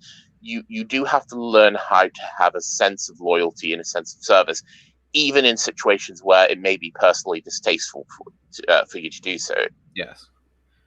And what do you see as being the different overlapping hierarchies that one confronts in such institutions? What's there? What are the ladders? For example, it overlaps and conflicts. You could have friends in another house, or even friends in another school, or just, I mean, everybody's been in that time in their life, probably when they were at school, when you're friends with two people but they hate each other. I mean, it's basically that problem, is that sometimes the loyalties conflict. But I mean, really, that's a personal question. That's up to the individual as to what they do at that point, and the situation they're in. I mean, I would say that in these in the traditional mold of these schools, betraying your house was never really an option, because if you did that in a notable way, in a way that brought shame on the house, you would not only be brought up in front of perhaps the entire school during an assembly and made an example of, you would be probably mentally, verbally, and physically assaulted by your classmates and your peers for doing that. You would get very much the rough end of the stick for having done that. And there were cases even when I was in school. Obviously, none of this was ever admitted on the outside, but if somebody did something pig-headed or stupid and made the house look bad, you would throw them over the top of a door, or tie them to something, or just everyone would jump on them and kick them for 10 minutes. Yeah. When you say top of the door, do you mean through the transom? No. I mean, as in you would open a door and then just violently fold them over the top. Yeah, and then sort of tie their ankles. God. Right. Yeah. I mean, this was long standing. This was just what you did. This wasn't. You didn't think about it. And your listeners who may be familiar with the military, like the U.S. military, this would be like the code red. This is like when someone fucks up, and you're in your the barracks or your unit or whatever, and like basic training or something like that. Yeah. And there would be discipline, because of course you're going to take the flak for someone's mistake as well. This is something like, if you've seen Full Metal Jacket, this is something that's seen, when Private Pyle screws up and everyone has to suffer for it, then they make him suffer. So in the night, you put the soap in the socks and you beat the shit out of him. And, very quickly, people in line. Yeah, and this went on. This leads into I think of something that everyone is questions about this system that everyone is going to have, but it is an aspect of it, is that there was and still may be, although I suspect it's heavily discouraged and punished, but there also was a very heavy aspect of physical violence, and in some cases sexual violence as well. Yes. That was part of the, shall we say, the enforcement of certain hierarchies. Yes, this was quietly tolerated for a long time, and then it began to be attacked and phased out. And I mean, the thing is, it's a distasteful topic to speak about generally, but you can't really avoid it in a sort of Spartan way, in that you have this almost military level of male camaraderie and also hatred, and arguments, and just these teenage boys forced together in this environment, this very high stakes environment for them. You do get, and also of course they're all teenage boys. You do get incidents, shall we say? There are. I mean, I think it was Christopher Hitchens who wrote that anybody who says they didn't have a homoerotic experience in boarding school is lying. It's just how it is. It's like being there were a lot of people would shame me for saying this probably, and I don't know myself, but it's probably a bit like being in the army or prison or something. It's a lot of men in a confined space with high stakes and high expectations. It leads to, it's like being in the Navy, it leads to situations. Well, and as I said, I mean, it's sort of violence, physical violence or sexual violence, but it was used both as punishment and also as in some ways as a kind of replacement for the sort of intimacies that you would not be able to have. There were no females. I mean, it's different now, but there were certainly no females within a great distance of where you were when you were in these schools. There was no one to give you any sort of affection. There was no, there's no mother figure. There's no, so you would tend to look for those affections in other ways. And I think also, just to bring it up, I think this is where the modern American derivation of the word fag to refer to male homosexual may come from this idea of fagging as a boy subservient to another boy in these educational establishments. Although I don't want to give the impression that this happened to everybody. This was I mean, this is like most people didn't get buggered at a public school. That didn't happen. It comes as a great relief.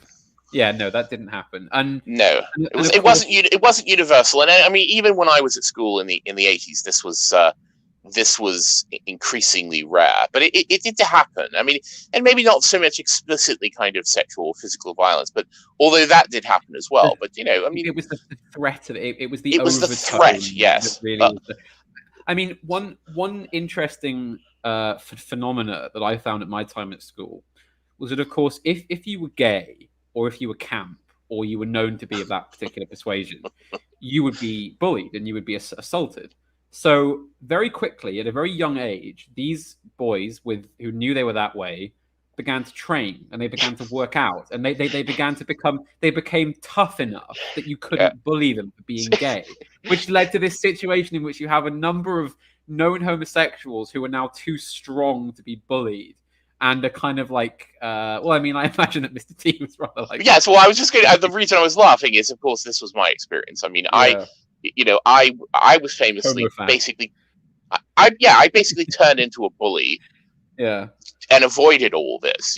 I was generally the person inflicting, the threats of violence upon other people. And so, but, it was a mechanism of survival. I mean, I certainly understood my particular inclinations at a very young age. And, so yes, you did compensate. But even for, again, without the sexual component, I mean, you understood that you also needed to look out for yourself. And so, unless you were very weak or, deficient in some way or the other, you developed a kind of toughness and a kind of sense of self-protection and self-preservation that, again, is going to be very important in life. I mean, this is something that a man needs to learn to do, is to look out for himself and be aware of his own safety and his own status. And again, it's another thing that has been destroyed, and to the peril of our civilization. Yes, and I think one thing we mentioned there was this thing about there being no women around. And this is a very, very important kind of hidden aspect of the culture at a place like this, is that, of course, it's not strictly true because there are women around traditionally. So every house has a sick bay and it has an assigned matron. Yes, this character of the public school matron is ubiquitous in all the literature and films about these schools because they are. I mean, for one thing, this was not ever a woman who received sexual status from any of the boys. This was not somebody who was like. This is not like a hot young nurse that was in there. No, this was an older, physically powerful woman who was basically there when the usual sops came into the sick bay on PE day, trying to claim they were ill with something. They'd get slapped around the ear and sent out and told to go and play rugby. I mean, or in the old days, long ago, in sort of pre World War II, they were known for it, like giving everybody injections of like castor oil or horrible medicines that they had to take. That were government mandated, actually, in a lot of schools. To prevent outbreaks of illness, you were forced to take horrible medicine all the time. Terrible, which I imagine they still had when Mr. D was. That persisted into my that certainly persisted into my day. And yes, so if people are familiar with a series of films called Carry On, I mean, Hattie Jakes, literally the character who Kenneth Williams, the famous matron. I mean, she is the eternal image of this type of woman. So these women, there would be a female presence in this figure. Yes. These women were very capable. I mean, they also did look after. They were really there to look after your health, and make sure that there's nothing wrong with you, which was taken extremely seriously. I think the entire. I mean, even when I was there, this was very serious. Make sure everyone was in good shape. But did they actually have things like in If, where they're forced to drop their trousers and have a nurse look at their genitals with a flashlight? That would have been done at the time. It wasn't anything like that. Like, if you needed an examination, it was done in private. It wasn't. Yeah, that was not something that was done even when I was there. So, but again, it's the rictuals like that. It breaks down the barriers between you and the other boys in the sense that there's no shame anymore. I mean, I am not in any way a homosexual, but I am completely desensitized to male nudity. Because every morning from the age of 11 or 12 to 18, I had to wake up and go and shower. And it was like there were no stalls between these showers. It was just a room of taps on the ceiling. Right, like military or prison. Yeah, military or school. Walked in there, bollock naked and had a shower. I mean, that was... And I think in a sense, it's... I don't think that a masculine man is prudish in that way. I think there has to be a kind of acceptance of your own masculinity and what you are in that way. Well, and this is something I think, again, this is something that has been removed from society. The idea that you have to, your sort of bodily autonomy and privacy, and you end up with sort of generations of people who are weirdly uneasy about their own genitalia, and look what you get, So I do think there's certainly value in that as well. You have to learn to, that is just a fact of being a man in that sort of environment, and it's something you're going to encounter in the military and elsewhere, and this isn't exclusive to British schools. I've heard of this, in American schools as well. You have what do you call it, PE gym class. Yeah. If nothing else, or at least when I was in high school, you dress in, dress out, so you're generally not, wagging your pecker around, but you're stripped down to your tidy whities or whatever. And then, it raises the interesting question of exactly what is sexual assault, because, I got wedgied by the older boys, in middle school. What does that qualify as? Is that a sexual assault? It certainly feels like these days, but it isn't. These days it probably would be. You'd probably be sent to prison for that. I mean, I saw things happen at my time. Again, I have to stress, this is not long ago. This is like, circa 2010.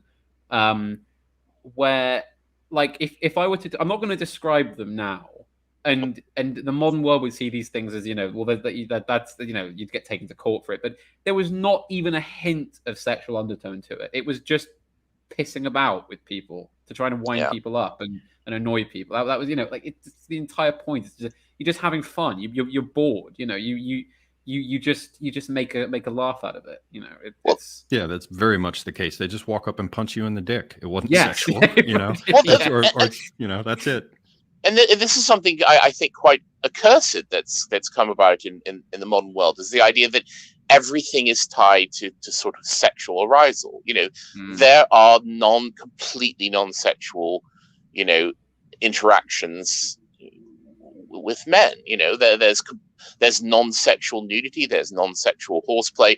I mean, again, it's a source of fun. I certainly love to make those types of jokes, but we have to understand that there are interactions and even, sort of what would be considered intimate interactions between men that shouldn't be sexualized, that shouldn't be thought of as, you're a homo, this is, you're bisexual, whatever. I mean, this is a kind of cursed product of the sexualization of everything. Many of these circumstances wouldn't have been considered sexual at all. And even for me, I mean, even someone who has, these inclinations, most of these occasions were certainly not sexual. There's just... It's remarkable looking back, given that we were, all a bunch of teenage boys, but because there were just no girls around. There were women, but there were no girls. how little sex was even discussed or thought about. Really, I mean, it was you always there was always something else. There was not this constant.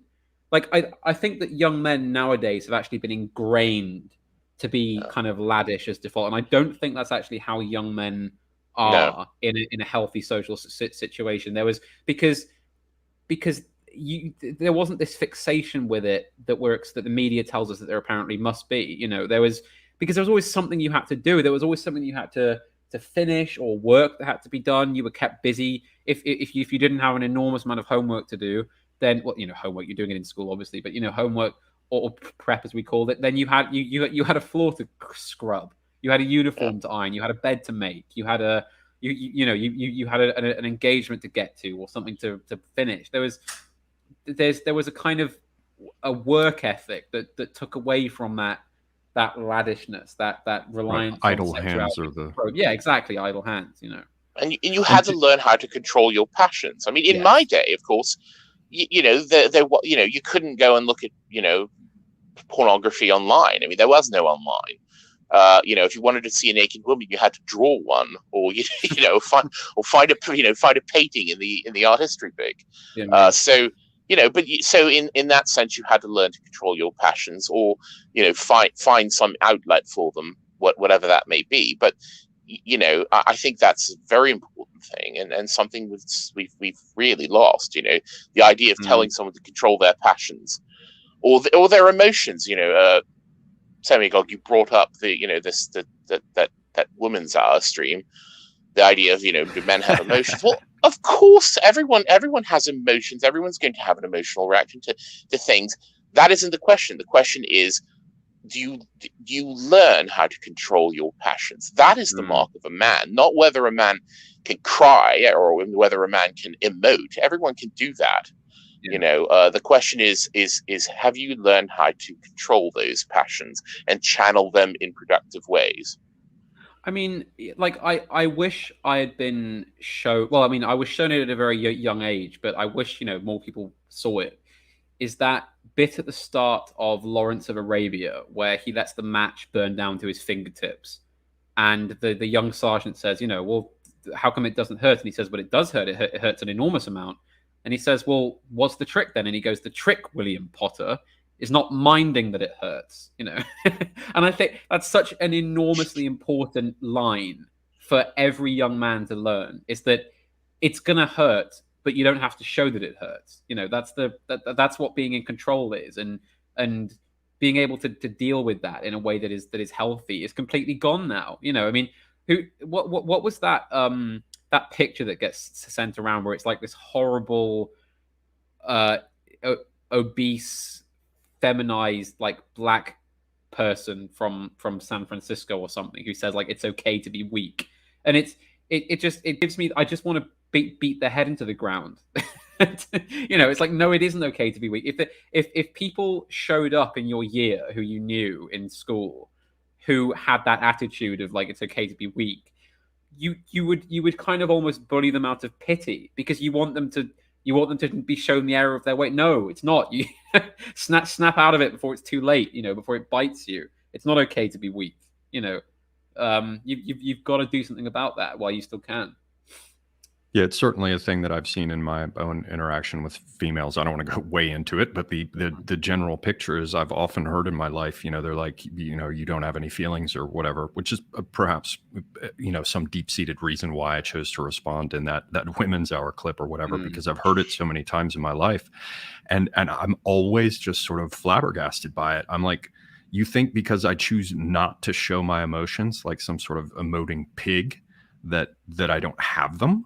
Yeah. I mean, it's always seemed kind of, I don't know, maybe I had my own little middle class family version of you don't run around emoting. Like you simply don't. It's a sign of sit still, as my family used to say. Sit still at all times. Right. Or children should be seen and not heard. Obviously, I didn't listen to that advice, but I still got it. There was enough left over from my father's generation, where he'd say, "Be quiet, boy." Yeah. Boy was what you were called, I guess some of that survives. I certainly don't have anything like this this public school background, obviously, or I wouldn't have the interest in this story. The gentleman, I want to ask you: do you have time to go a little bit over 2 hours for this last sort of question? How much time do you both have? Because we've got about 10 minutes left on the typical 2 hour thing. In 1 hour from now, the two of us have an engagement. Well, could you run then? Oh yeah, I could do get another. So? No, I can. Yeah, 15 minutes. Yeah, that's fine. Yeah. Okay, well then this is the question I really wanted to come down on. Obviously come down to. We've been talking about the idea of these people, and I want to make sure folks who came in late are aware that this is sort of context for this. Is how were these people produced? How were these elites produced? And again, to underscore what I pointed out at the beginning of the discussion, these are not just people who we've been told were elites.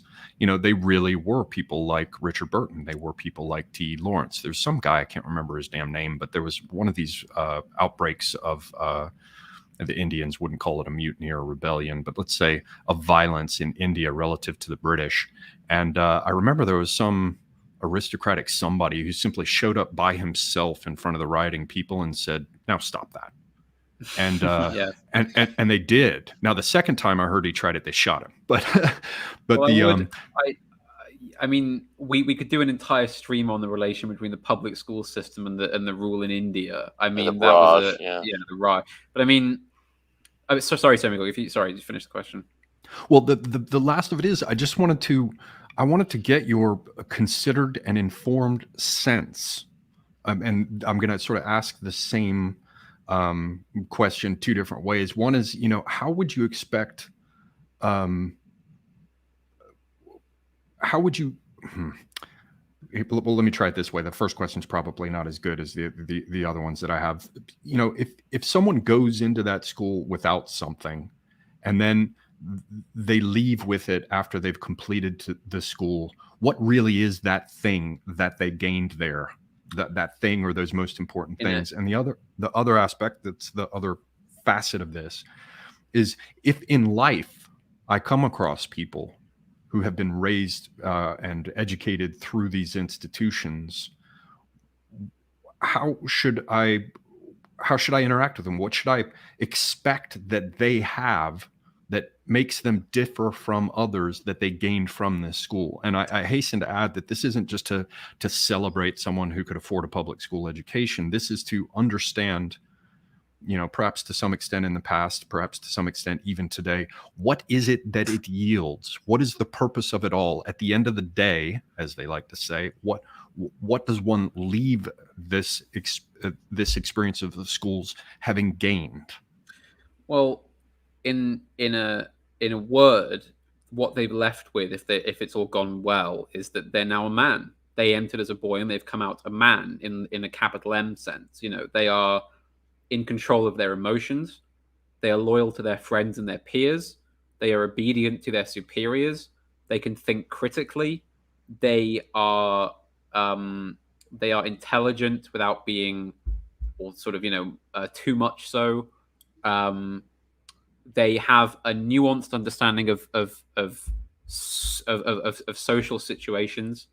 They have an understanding of how to command men, and how to make men respect you, and also a good sense of who to respect, and a sense of the world around them, I suppose, in the most general sense. That's what this education would produce. Yeah, and of course, it's not going to be universally successful. I mean, there's going to be people who just fail in one way or the other. But I think it was remarkably successful. I think that you have to remember, in the past there wasn't as much of an ability. You didn't have the opportunity to fail in the way that you do now. No. Failure meant possible starvation and death. Yes. It just wasn't an option. You had to kind of proceed with your life in a sensible way, or you just literally wouldn't survive. I mean, now we kind of reward failure, but so I think that in that environment, these schools were remarkably successful, as you well know, Semigog, because I mean, this was the great ascendancy of the British Empire. Also mirrored the ascendancies of this type of education. It was the 18th and 19th and early part of the 20th century where the British Empire was at its peak of power. And I think not coincidentally, this system of education really helped to kind of magnify and create that power in the world.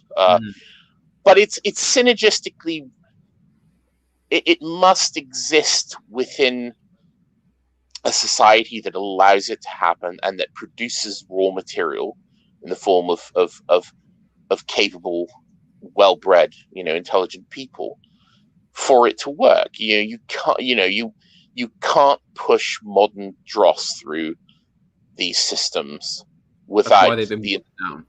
I mean, that's why they fall apart. Well, they've also been deliberately taken apart. I mean, it's not just a case of kind of entropy. I mean, these, just like so many other institutions, I mean, they've been deliberately wounded and deliberately deconstructed. But, also, I mean, if you just took someone and tried to thrust them through this, it wouldn't really work. It requires the whole society to kind of function in a certain way. I mean, these schools were a product of the society as well as producing it. So it was a synergy, and I think that it worked because the society around it worked. I think that is perhaps one of the most important things that has been said, is this idea that it wasn't just in a sense, these schools didn't give birth to that society. The society gave birth to the schools, which perpetuated it and improved it. Or sort to amplify it. Yeah, it was kind of it was a self-sustaining system in a way. But of course, this type of education is unfortunately basically gone. It hasn't existed for a while. There are vestiges of it, as I can attest, but they're no longer there to produce those people because the society isn't there. They're only there to produce. Well, they're only there to make money now. That's their only actual function, is simply to bring in fees, which is why they give all their places to students from China. And do they really give all their places to students from China? I mean, in practical terms, it's interesting because not only do they give places to wealthy families from all over the world, but it's actually interesting to the extent to which nowadays the public schools are ethnically the minorities are vastly represented in them. Like you can expect a class to be made up mostly of the sons of wealthy Arabs and Pakistanis and Nigerians. Basically, that's what you're looking at now. If you go into if you went into Eton or Harrow or Shrewsbury School now, that is what you would see. And this change happened very recently. When I went to school, it was 99% white, if not more, depending upon when. But yeah, I mean, and that was 35 years ago. So so that is a recent change. But I think it also, the goal of these schools, as Panama Hat said, is to make money, but it's also to produce malleable, middle managing drones of the sort that are going to fit in.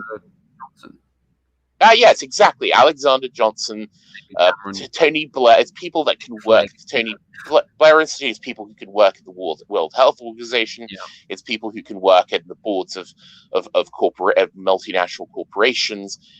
These are the types of people that they want. That they do not want. I mean, in fact, the average product of these schools from 50, 100 years ago would be exactly what they don't want, because of course it didn't these places didn't just create obedient men, but it also created leaders, and they don't want leaders now. They don't want that.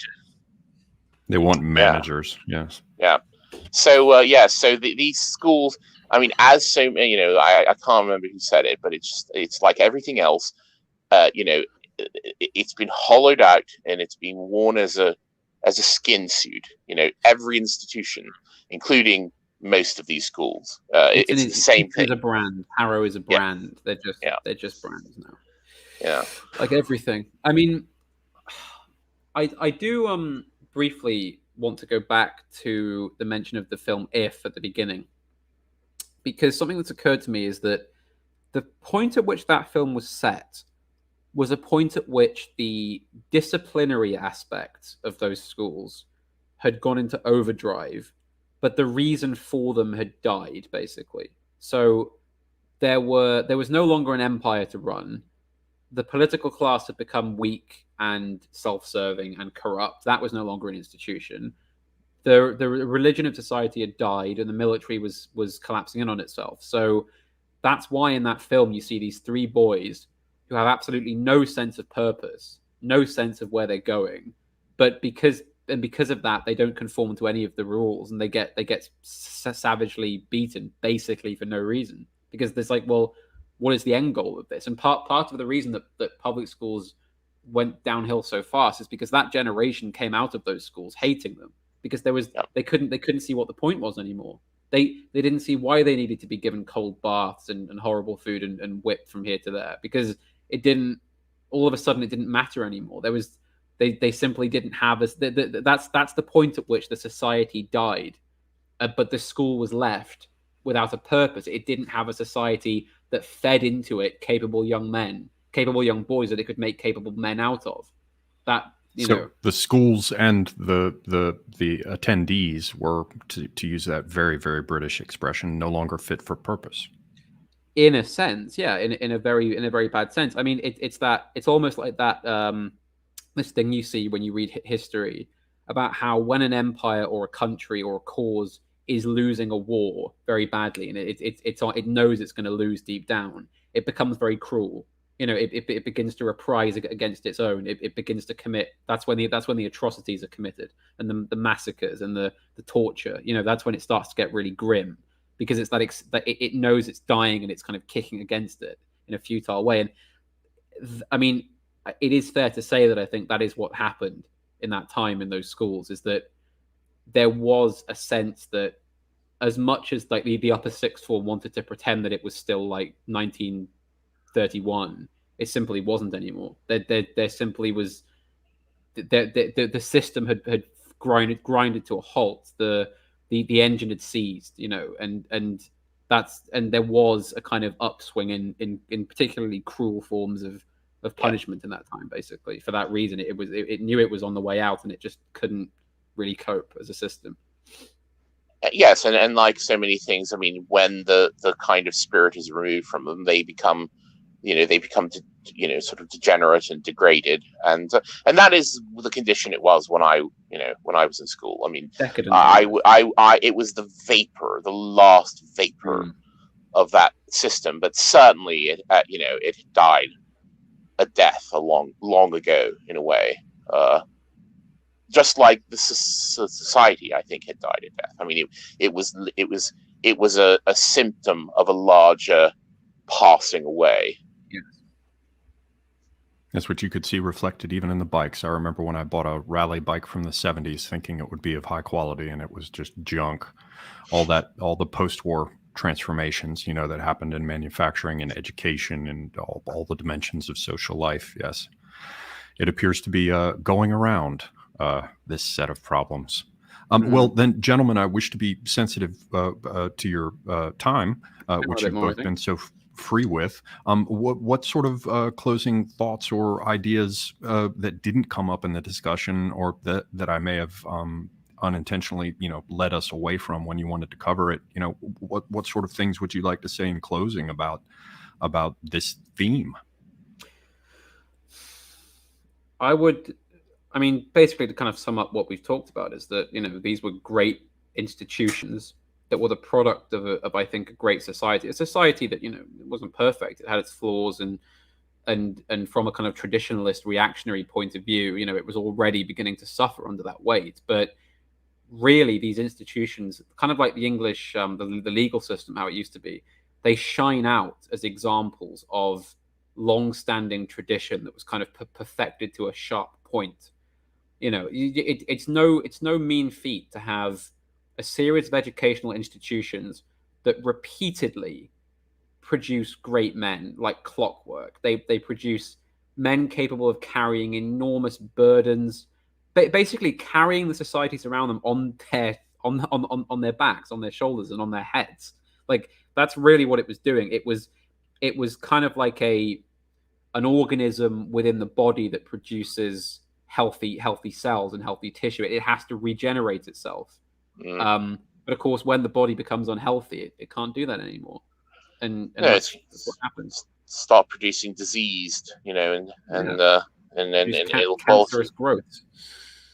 And again, these places produce not just sort of politicians, military leaders, but also great writers and artists, and I mean, every strata of society ended up being served by this. It wasn't just again, a cursed domain of people supporting corporate regimes, which is what it is now. I would also say, I would certainly not send my children to school. I mean, it would be a very difficult decision because, of course, you want your children to be successful in the world, and what is considered success and the path to success is to become, as we said, a miserable corporate managerial drone.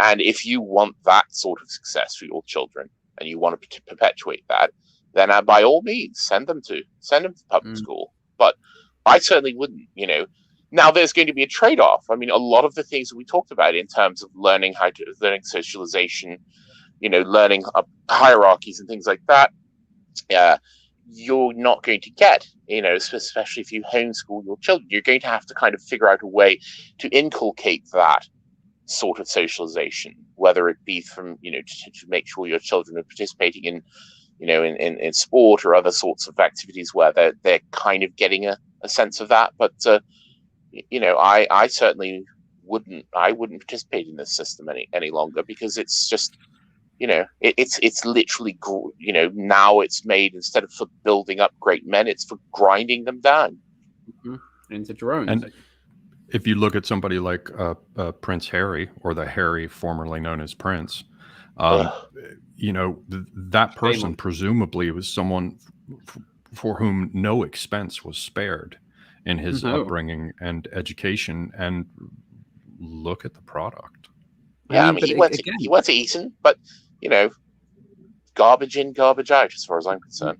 Well, this is the thing. I mean, you can't have a healthy organ in a body racked with illness and cancerousness. It just, it doesn't matter how much money you throw at your children's education. You can send them to the best academies. All you're going to get, let me put it this way: your best outcome is Tony Blair. That is the end point of it. Is that if everything goes right, you'll end up with a son that's Tony Blair, basically. Well, horrifying. I'm not going to be that cynical, because of course you could also send your strapping young lad to Harrow and have him turn into Panama Hat. I mean, that it is possible to go through these systems as they now exist and still eke out a semblance of an education and of a sense of morality and a sense of uprightness and masculinity. The ruins of a classical education. Exactly, but you've got to pick through the ruins to find the kind of carve, to kind of pick through the stones to find the bits of the statue, and then you can sort of assemble it yourself. It's going to be imperfect, but you can do it, but it's very difficult. So that's not going to be the average person's experience. It's going to take a person with lots of inherent qualities and strengths of their own. And I would suspect, Mr. Hat, with you, that you've a lot of your kind of development towards a certain point was done by yourself. That rather, you're not exactly a product of Harrow. I mean, I did want to illustrate earlier that a lot of the reason that these methods actually work is because they're not doing stuff to you so much as making you do stuff to yourself. In that, so you imagine, I mean, I think of myself as a homesick, lost 11-year-old boy who's been put in this enormous.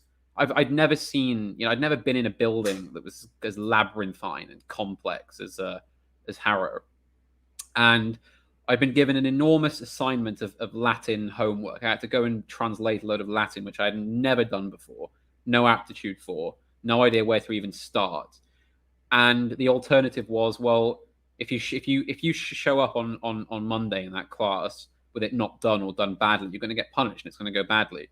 So it was kind of like you force a young boy to steel themselves up and pull themselves together and hit hard at the objective and get it done. And I wandered off to the library and found an older student who knew what he was doing, and he showed me how to do it. And then I picked up how to do it and made myself learn it so that I could get it done and wouldn't get in trouble. And it's like, okay, you want to be in the sports team, you want to be in the rugby team or the rowing team or the cricket team. Well, you go and make yourself as good at rugby or rowing or cricket as you can possibly be. And then if you make the grade, if you make the standard, we'll let you in the team and you can win glory for your house and glory for your school. I mean, it's that is the trick in a sense to these systems, is that they're teaching you discipline. They're giving you the harshness of the exterior that is needed for you to harden your interior. That is, and I was lucky enough to go to a school at a point in which that hadn't yet died, and I had a quite a wonderful class of teachers that were able to instill that still and kept those values going. And I don't know if they're still there today. I don't know if it would still be the same. I was lucky in that regard, but that is what young boys need. That is how you reliably make men out of them. Is, well, here's a rock and here's a hard place. Navigate them.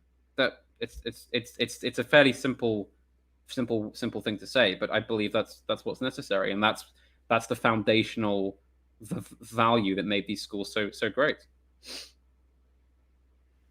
And long since past, or certainly passing, as it seems. Well, it's certainly a subject for consideration. Again, not least because there's this idea of producing elites and self-starters. As I mentioned, I'd left high school before completing it. I eventually got what they call a GED here, but I was so disgusted. I went to some remedial classes in what we call college, and it was just repulsive. I mean, it was so disgusting that I said I won't have anything to do with it. And I set myself the task later in life of being invited to academic conferences and things and publishing my own papers. And to a very small extent, I had some success with it, but I mainly navigated because of being a self-starter, as they say, or, being motivated to figure it out on my own, as Dee was just talking about. But it does occur to me that the obligation, to whatever extent one wishes to accept it or recognize it and do something about it, the obligation to others should perhaps, at least, to whatever extent we feel that obligation, again, should perhaps lead us all to consider ways in which we can make it easier for others coming up. Because that whole idea of, the ruins of a classical education, it's a real thing. The best of us at this point are their approximations, or like Dee said with his metaphor of fumbling through the rubble and trying to find the toe of some statue of Constantine. Perhaps we can all give some thought to ways in which we can take lessons from these schools and try to apply them in some fashion to the problems we confront today. Now, I don't know how one does that. But it certainly seems that in these schools, and many of the themes that we've covered, personal loyalty or hierarchy or meritocracy or don't cry bitch, get it done. These kinds of themes seem to be ones that would be useful for all of us to consider. But I'm afraid I'm at a loss in terms of how we get from where we are today to where we ought to be.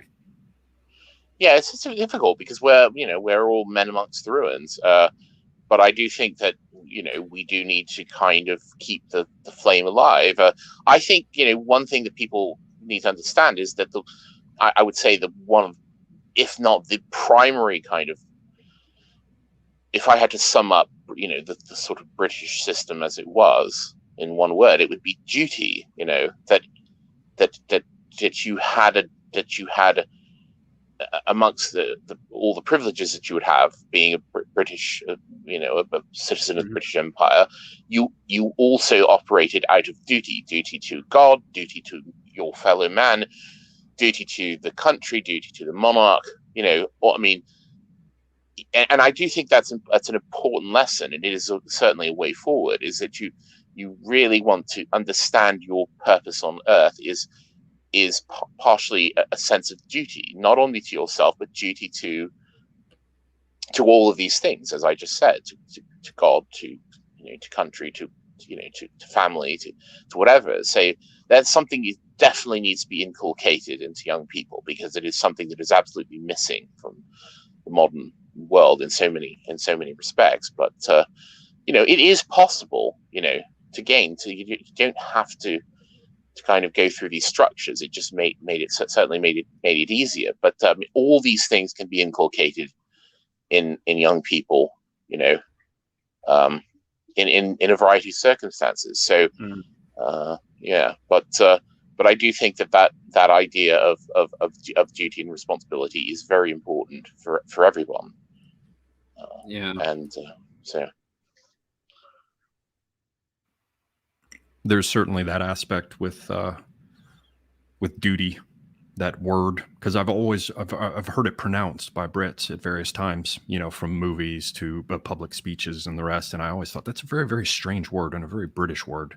It's not. I mean, certainly you'll hear about it in the military and the rest in the United States, but there is an invocatory, I guess you could say, way in which the word duty is pronounced still in Britain, though because it seems all the rest of it has fallen to pieces. You Americans can't say it. You go duty. Yeah, duty. It's my duty. I just made duty. I just did a duty in my pants. It's my duty to get these guns to Israel. Duty. Yes. Having duty to your fatherland, Semigog. Well, Semigog, I of course, I have tendrils from my roots in America, so I share sometimes your pain as relating to Britain, because I'm a man of two worlds. Yes, and we all survey the ruins, as you just mentioned. I met a traveler from an antique land who said, "Two vast and trunkless legs of stone stand in the desert." Yeah, it's a mess.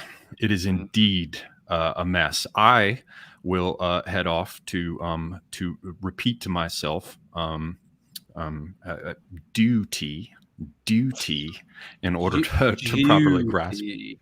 Yes, that's another thing I was lucky enough to get taught at school was elocution, which used to be. I mean, that's why all the old public school boys used to come out speaking the same, was because they were taught to speak a way that could be universally understood. Yeah, and my particular way of speaking is basically the kind of broken remnants of that. I didn't retain it, unfortunately, because I spent so much time elsewhere. So it's something that I did not maintain as in the way that certainly you would, Mr. Hat. But yeah. Would you believe I was once a Welshman? Difficult to believe. No, I've heard you do the voice, so it's certainly there. With most accents, you have to pour a bit of alcohol in, and then you'll get spectacular results with their return.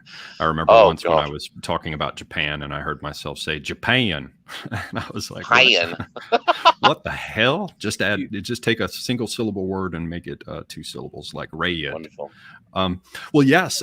So we certainly have food for thought, and quite a bit of it. I want to thank both guests, Mr. Hat And Mr. D as well, thank you for being so free with your time and so gracious in sharing your experiences. I hope that this has been as interesting for everyone else as it has been for me.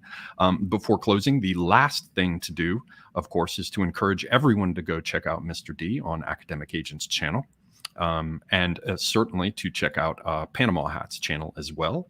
And I would ask you, gentlemen, if you have anything you wish to shill, because you are certainly quite welcome to do so. We have a duty not to shill. Duty not to shill. Yes, and also I believe the film If, that we've referenced a number of times throughout this, is available on YouTube. It's called If ... by Lindsay Anderson, and it's from 1968. If you want to find that and have a kind of pretty accurate insight into the tail end of that system. So yes. Or you can read the Greyfriars books if you want to know what it used to be like, which is it's pretty accurate, actually. Well, Panama Hat, you have a recent, I think your last clip that you did was on a Japanese book of some sort. At least give someone give everyone some kind of taste of what's on offer over on your channel. I do sort of occasional videos on a lot of. I like to talk about poetry and art, and my main thing is values, which is what I spoke about at the event. Essentially, it's that, and we've basically covered it on this stream, is that what actually made the societies of the past that we admire so strong was the values more than anything. It was that you have a core set of those, and you abide by them above everything else. For example, duty, and that's simply the word of the day. And what are the values of our society? Tolerance, weakness, equality. Do we, if we even have those as values? That's why we're so weak and deracinated, is because our values are inverted. We don't hold anything above our own heads. So that's basically what I talk about as a whole. My videos will relate to that in some way. Well, I certainly recommend them highly. So everybody go check out Panama Hat's channel. And Mr. D, certainly you have something to shill. Yes, tomorrow afternoon, afternoon in my time, at 3 p.m. BST, which is, I think, 10 a.m. where you are, Semigog, and the time will vary depending on where you are in America.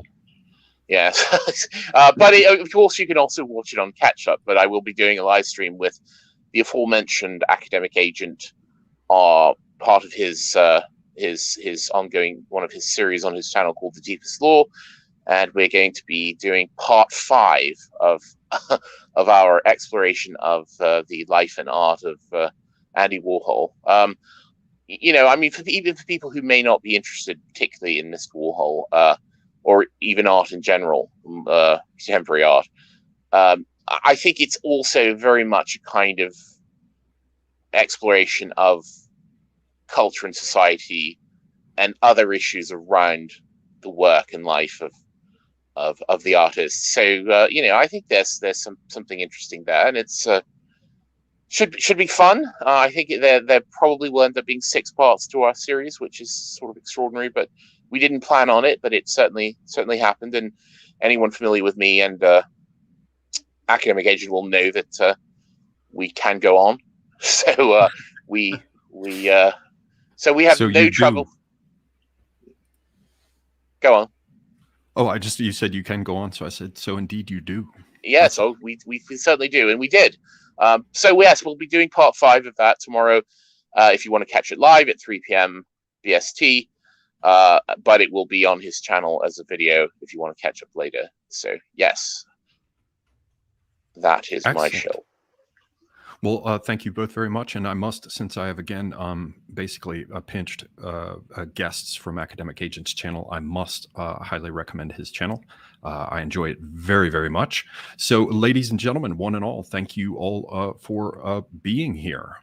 And we'll be back soon with something else. I'll do my best to maintain the quality of guests we've had on today. Can't promise anything. It comes and goes, these lucky opportunities, but hopefully you will all join us again soon. And until next time, I'm Semiagog, and I am out.